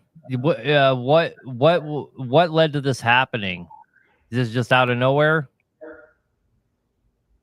My fuel gauge didn't work, and I was hauling freight, and I ran it completely out of fuel. And now you just can't get it going again? That is correct. So you probably sucked a bunch of shit up and maybe got something in your check valves. That would be the number one thing that would concern me. If you're not able to hold any prime at all, your supply and return line check valves might have shit in it. That's number one. Number two is they can be a real bear to get going again anyway. Once you completely lose all the prime in it. Have you tried putting air to the fuel tank to push fuel up into the system while you're trying to prime it up? Yes, I did. I had my dad run the air compressor hose in the fuel tank. That was one other thing we tried as I was priming. And that little hand primer pump, like, it is very loose and sloppy, and it just goes in and out with no resistance. Like, is it possible that that pump is no good, or is that how they are? No, they should be nice and tight, and they're not okay. They're not an expensive item even from Cat, but you can get them off of Amazon. You can get them all over the place. Man, it should not. Okay. with all he's done, it still seems like it should start. It almost kind of sounds like maybe he's not fighting a fuel problem. Maybe two problems at one time. And well, he ran out of fuel. It was running fine until he ran out of fuel. Another thing that will take a shit on you if you run him out of fuel is the damn fuel pump. Fuel pump going dry, yeah, your fuel pump may be completely smoked. Yep. Have you ever pulled one into the shop to do a service and it wouldn't start? Yep. Yep. I've had fuel pumps go out just from doing a service. Mm-hmm. So, yeah, you ran this thing out of fuel. The other thing that takes a beating from running them out of fuel is your injectors. You can ruin your injectors from putting air through them, especially in Detroit. Right. But most likely what you have going on,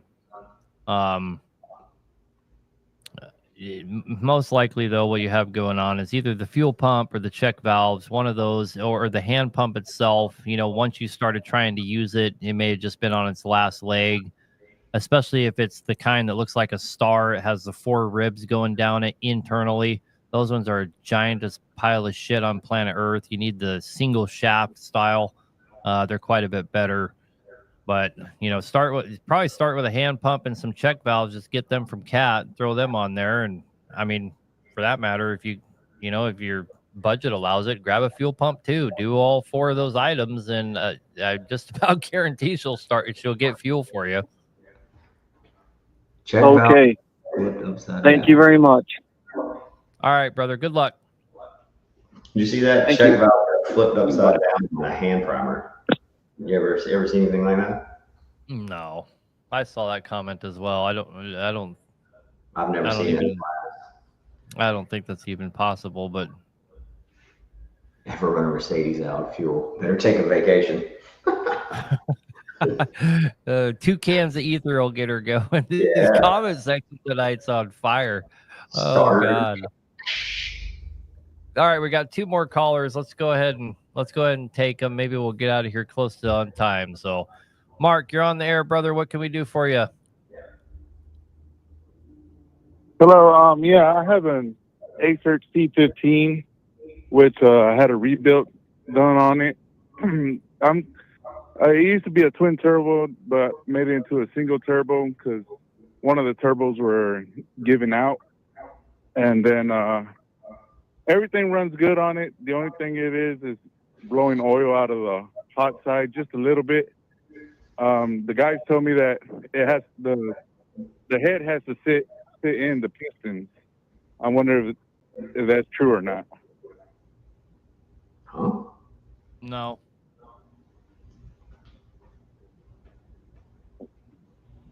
So what could it be? Because it has a stage 2 head from Texas Truck Market that I got it done, and a Zeki turbo on it. So it's most likely, in fact, I almost guarantee it's not oil coming out of that turbo. It's diesel fuel. For some reason, you're not burning all the diesel fuel. Yeah, whether that's because they turned it up too high or you're not running it hot enough or something like that. But that's not oil, man. That's diesel fuel. Okay, so because they tuned it to 550, which we used to be 475. Okay, so should I have them turn it back down? I'm sure they had, no. I don't think that's the issue. I mean, you've converted it to a single turbo. You probably deleted the VBAs, which means that you have some made-up tune on it, and that's probably a contributing factor, I would guess.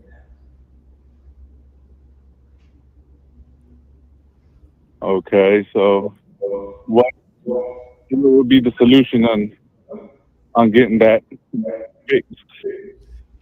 Well, assuming that's the problem, right? Assuming that's diesel fuel coming out of there, which I think that's a safe assumption, to be honest with you.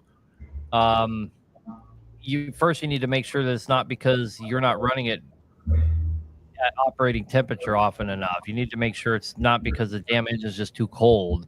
And if you're sure that that's not the problem, then you have some tuning issues going on. She's fueling way too hard. How do you fix that? A different tune, I would guess.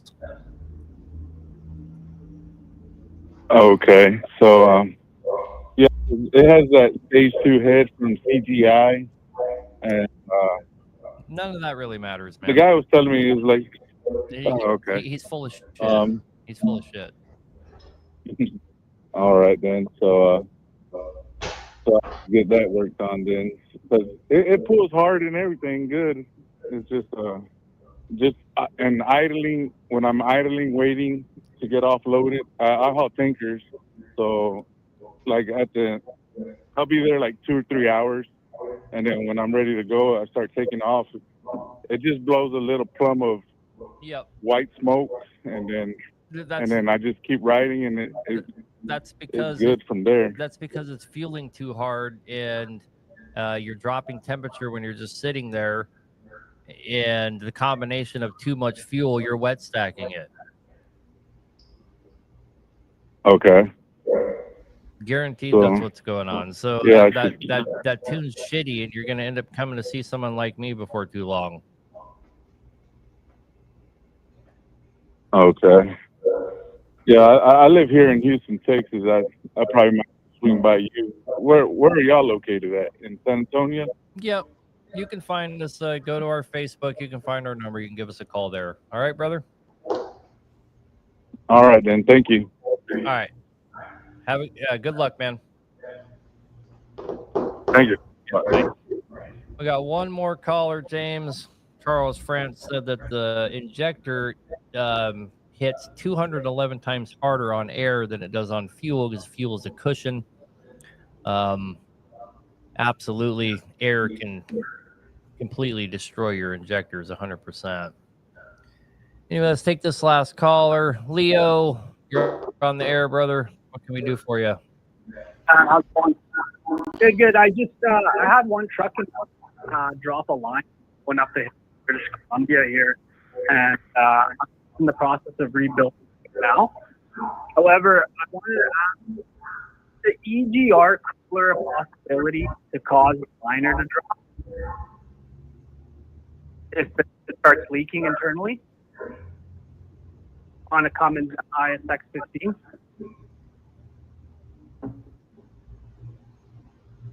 Hello? Can you hear him, James?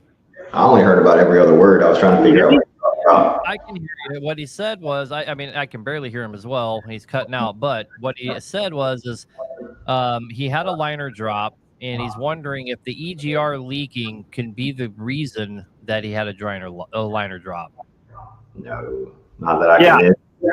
There's no reason I could think of for a liner to drop. I mean, there's only one reason for liners to drop. You're just shaking around too much and sliding down in the hole. I mean, what do you think possibly could have caused it to drop from an EGR?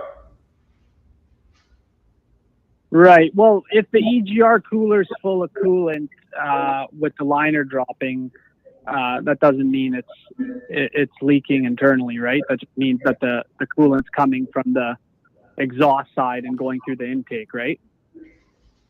No, it could definitely be both. I don't see it causing a liner to drop though. I've seen it do crazy stuff like hydrolock and bend a rod, or hydrolock and sling a rod out the side of a block, but I've never seen one make a liner drop. Yeah, it was hydrolock. Yeah, it was hydrolocking the motor. You know what I mean? We initially thought it was something else, right? So it was driven for a little bit like that, right? But with the liner dropped, maybe 50 kilometers or so. But either way, I didn't find any damage. I just torqued the head down right now as we're speaking. The other question I have is, so I did the sequence of the torquing starting from the center outwards and all that, but I missed the initial 150 foot-pounds. I went right to 300 within the torquing sequence, and it's my bad. I totally screwed up, but I let it sit overnight and then retorqued it again to 300 and then did the 90 degrees. And then I verified that it's sitting at 475 each one of them. So could anything have happened by missing that 150 foot-pound initial torquing? Oh, that's an Eric question. What do you think? Well, you got to look at why you do it like that. And the reason you do it like that is because you're going from the inside out and you're trying to squish everything outwards. And so it probably wasn't the best thing ever, but I would imagine you're probably not going to have a problem from it.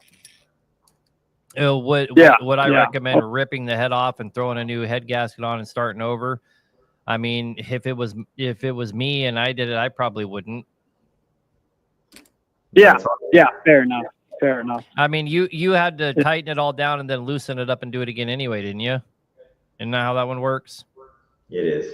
No, I let it sit night. I let it sit 24 hours, and then I came back to it and then hit it another 300, and they all rotated like, quarter, half turn almost, right? I thought in the Cummins sequence you're supposed to go back and loosen it and do it again. Yeah. No, there's not. The manual in Cummins says 150, 300, 90 degrees. That's it. But the guys I've been talking to online from the States and stuff, they've been working on these Cummins for years and years, right? Just private guys. They're saying do the initial 300, then wait 24 hours, hit it again 300, and then 90, and then verify that they're all at 475 or more. What year truck is this? Just to be sure, when I waited that 24 hours after that 300 foot-pounds, they were like, you could have rotated them, like I said, quarter, half turn, easy, all of them. You're right, but and there's some schools of thought on that, like Charlie from Pure Diesel Repair. He likes to do it like that. I don't care to do it like that myself. Because being a little bit of cautious, I guess. Well, here's the thing, man. CAT requires you to do exactly like you're talking about in their spec, and you're going to get a quarter turn out of all of them anyway when you go around for the second time. So I don't see any. Right. I've just never seen any proof that letting it sit overnight is beneficial in any way, shape, or form. And the other thing is you're kind of the guys that got paid millions of fucking dollars to design those things that came up with the sequence that you're supposed to do. They know way more than I'm not trying to throw shade at Charlie, love him to death, of course, but they know way more than all those guys that have been building them for years that you're talking about, that you're talking to down in the States. The guys that got paid millions of dollars to come up with that design in the very first place knew what they were talking about. So I would just do what it says you're supposed to do and move on with life. No, I know for sure. Yeah, for sure. Yeah, that was it. I did put an oil pump, cast iron oil pump on it instead of the aluminum one that doesn't require any shims or anything like that. But these, it seems like it causes a lot of noise after you've done everything. A lot of noise in the front end there, and I'm wondering if you have any experience with those cast iron pumps. Have you used them before on the Cummins ISXs or? No, but the reason that you shim it, the reason you shim it is to give it lash so it doesn't make noise. If yours is making noise, it sounds like it's not right. But the new cast iron Cummins pumps, there's like, even in the manual, it says straight up, do not put any shim. Does not require any shimming whatsoever. Yeah, that part is right, but you would have had to do a cam, so your noise would be coming from your cam gear. I mean, who set the lash on your cam gears and everything else? Yeah, no, I'm just in the I just torqued down the head right now, like as we speak. So I haven't even gotten to the setting the timing yet, right? So I've just heard that. I did. Oh, you've just heard they make noise. And I don't know. I've just heard they make. I have built Cummins in the past, but I don't do any of I haven't built the Cummins in probably 2 years. My nephew and a guy named Brian do 90% of them here. And then another guy named Andy that works here does some occasionally. So if there's a new pump or something, I wouldn't know anything about it anyhow. Okay, fair enough. Okay, right on. Well, I appreciate your time. And you answered the questions for me thoroughly. So thank you. Yep. Have a good night, man, and good luck. Yeah. Thank you. Bye. Bye. All right, that was the last caller. The fucking comments tonight were just too much. I just Oh, makes it fun though. I'm like, how's it making noise if you haven't finished putting it back together yet? If it's making noise already, I think I'd start over. Right. Well, he did clarify that people have told him that. Yeah. So no, he is right. We just did the same thing on an ISX 15 that we did, and I'm like, I don't know, man. We're supposed to shim this thing. It's going to make a hell of a lot of noise if we don't shim it. It's like, no, the book says don't shim it. So it didn't make noise. So probably one of the dumbest things we've ever done in this shop had to do with those shims. We got one of the shims in the wrong spot. You know, one side has the hole for the oil pump to oil itself, and we didn't. We had it flipped over, so we covered that hole, and it smoked that oil pump. And it didn't smoke that oil pump for quite some time. It made it about 8,000 miles before it finally smoked that oil pump. there's just so many little things that can go wrong when you build an engine. There's so many little things that people just don't understand, that you're not a bad engine builder because you have one problem. I've heard you say this before. It's how you handle the problem when you have it, right? Yep, of course. To have a shop that never has any problems tells me that they are some lying sacks of shit, and I don't want anything to do with them. Yeah, pretty much. For sure. It really comes down to how you handle a problem. But of course, I mean, that goes for everything in life. That's called being a man, right? But somebody said we have the Mercedes guy on next week. No, next week we're going to have the owner of Duff and Diesel. He's actually going to come into the studio and do the show with me here in the studio. That should be a good time. He owns a machine shop, and they have owned it since 1974, I believe. So we're going to talk to somebody with a crazy amount of experience in the diesel industry next week. So pretty excited about that. That's why I don't touch cats. They scare me. I forget the yellow O-rings one time, and I almost quit my career. You know, the B model, in my opinion, guys always like to talk about the B model being the simplest engine. It's just, that's the exact opposite. The B model is the most complicated engine that Cat made, and that thing's got a lot of O-rings and stuff going on that you can, the margin to mess up on those is just super high. I tried to call the so go ahead. When you talk about simple engines, to me, electronic engines were always simpler. You saw the 4BT I put in my wife's Jeep, so we built it, we put it in, and I'm scratching my head going, how do I turn this thing up without a laptop? What do I do next? You know, turn the screw. I'm like, what screw? So I don't know, to me, when you talk about simplicity, it's your E model, your 12.7 Detroit, you know, there was like 6 sensors, man. You know, open it up, look at it. What are my sensors doing? It's not this. Let's move on to something different. But when you talk about simplicity, I think your E model cats, your 12.7 Detroits, your N14s. I mean, when you had an issue, you knew what was wrong. Yep, 100%. I feel like Cummins stuck with that motto more than any other manufacturer. Cummins like, yeah, let's keep it as simple as we possibly can and still meet emissions. So F the B model. Yeah, Charlie's one of the better mechanics that I know in this world, and he just went through a whole fucking nightmare with a B model. I've been there, done that. God. Yeah, I think certainly when you get so old, when you get some of that stuff, it's really hard to find a block that's going to be right, or parts that you can make right again. So, and the B models are what, 40 now? 40? Yeah, they're getting old. Yeah. I think you were hitting the nail on the head the other last night when you were talking about, you know, we're moving on. I mean, your E models and stuff are getting in the late 20s. They're creeping up on the 30s, and you kind of mentioned it earlier in the show too, that we're coming into a time when your Paccar, especially the 13s, are going to be the old engine. You know, and your 22 and 2350s are going to be the old engine. Everybody's going to look back on those with nostalgia, and they're going to be your equivalent of your 60 series Detroit and your 6NZs and stuff. That's going to be your Cummins and your Packars, and that, I mean, think about it. I mean, your big cams and your B models are things that people hardly ever even bring up anymore. Those things are so far out there now. that, people try to sell me B models all the time. I'm always running around buying engines, that. And there's always B models for sale, but I never buy them because nobody ever calls looking for them. Same. I'm not going to pre-build a big cam and hope somebody buys it, because it'd be 3 years it'd be sitting here.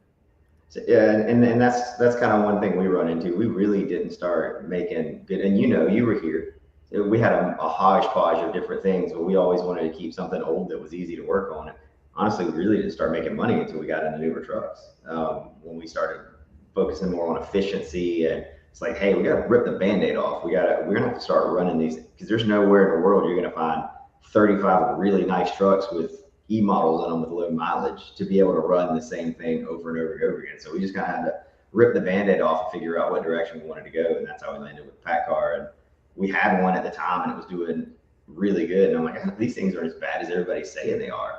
And we got Davey, and we started learning how to work on them. And I'm like, we can make this work. This would be something good for us. And figured it out, and we went with that direction. I still custom every now and again. I still want to strangle a Paccar engineer, but yeah, better than the alternative. They're a bear just to get to them once you get, but once you get everything off of them, they're pretty simple engine. Right. You get all that shit off the outside, and once you're getting into them, actually rebuild them. The couple that we've done here is kind of pretty surprising that they're really simplistic, and they weren't that bad. They really aren't. If you Really like to overhaul them. Really sucks that the cam has to come out for the back, but I think that was probably because they used them in Europe and they were all at cab overs. So you flip the cab forward and snatch the cab out. So it was easy to them. They're like, hey, these things come out great. And we were like, shit, got to pull the whole nut. Right. Yep. But anyway, man, we probably better take advantage of the show winded down and get out of here while we still can, for the call line fills up again.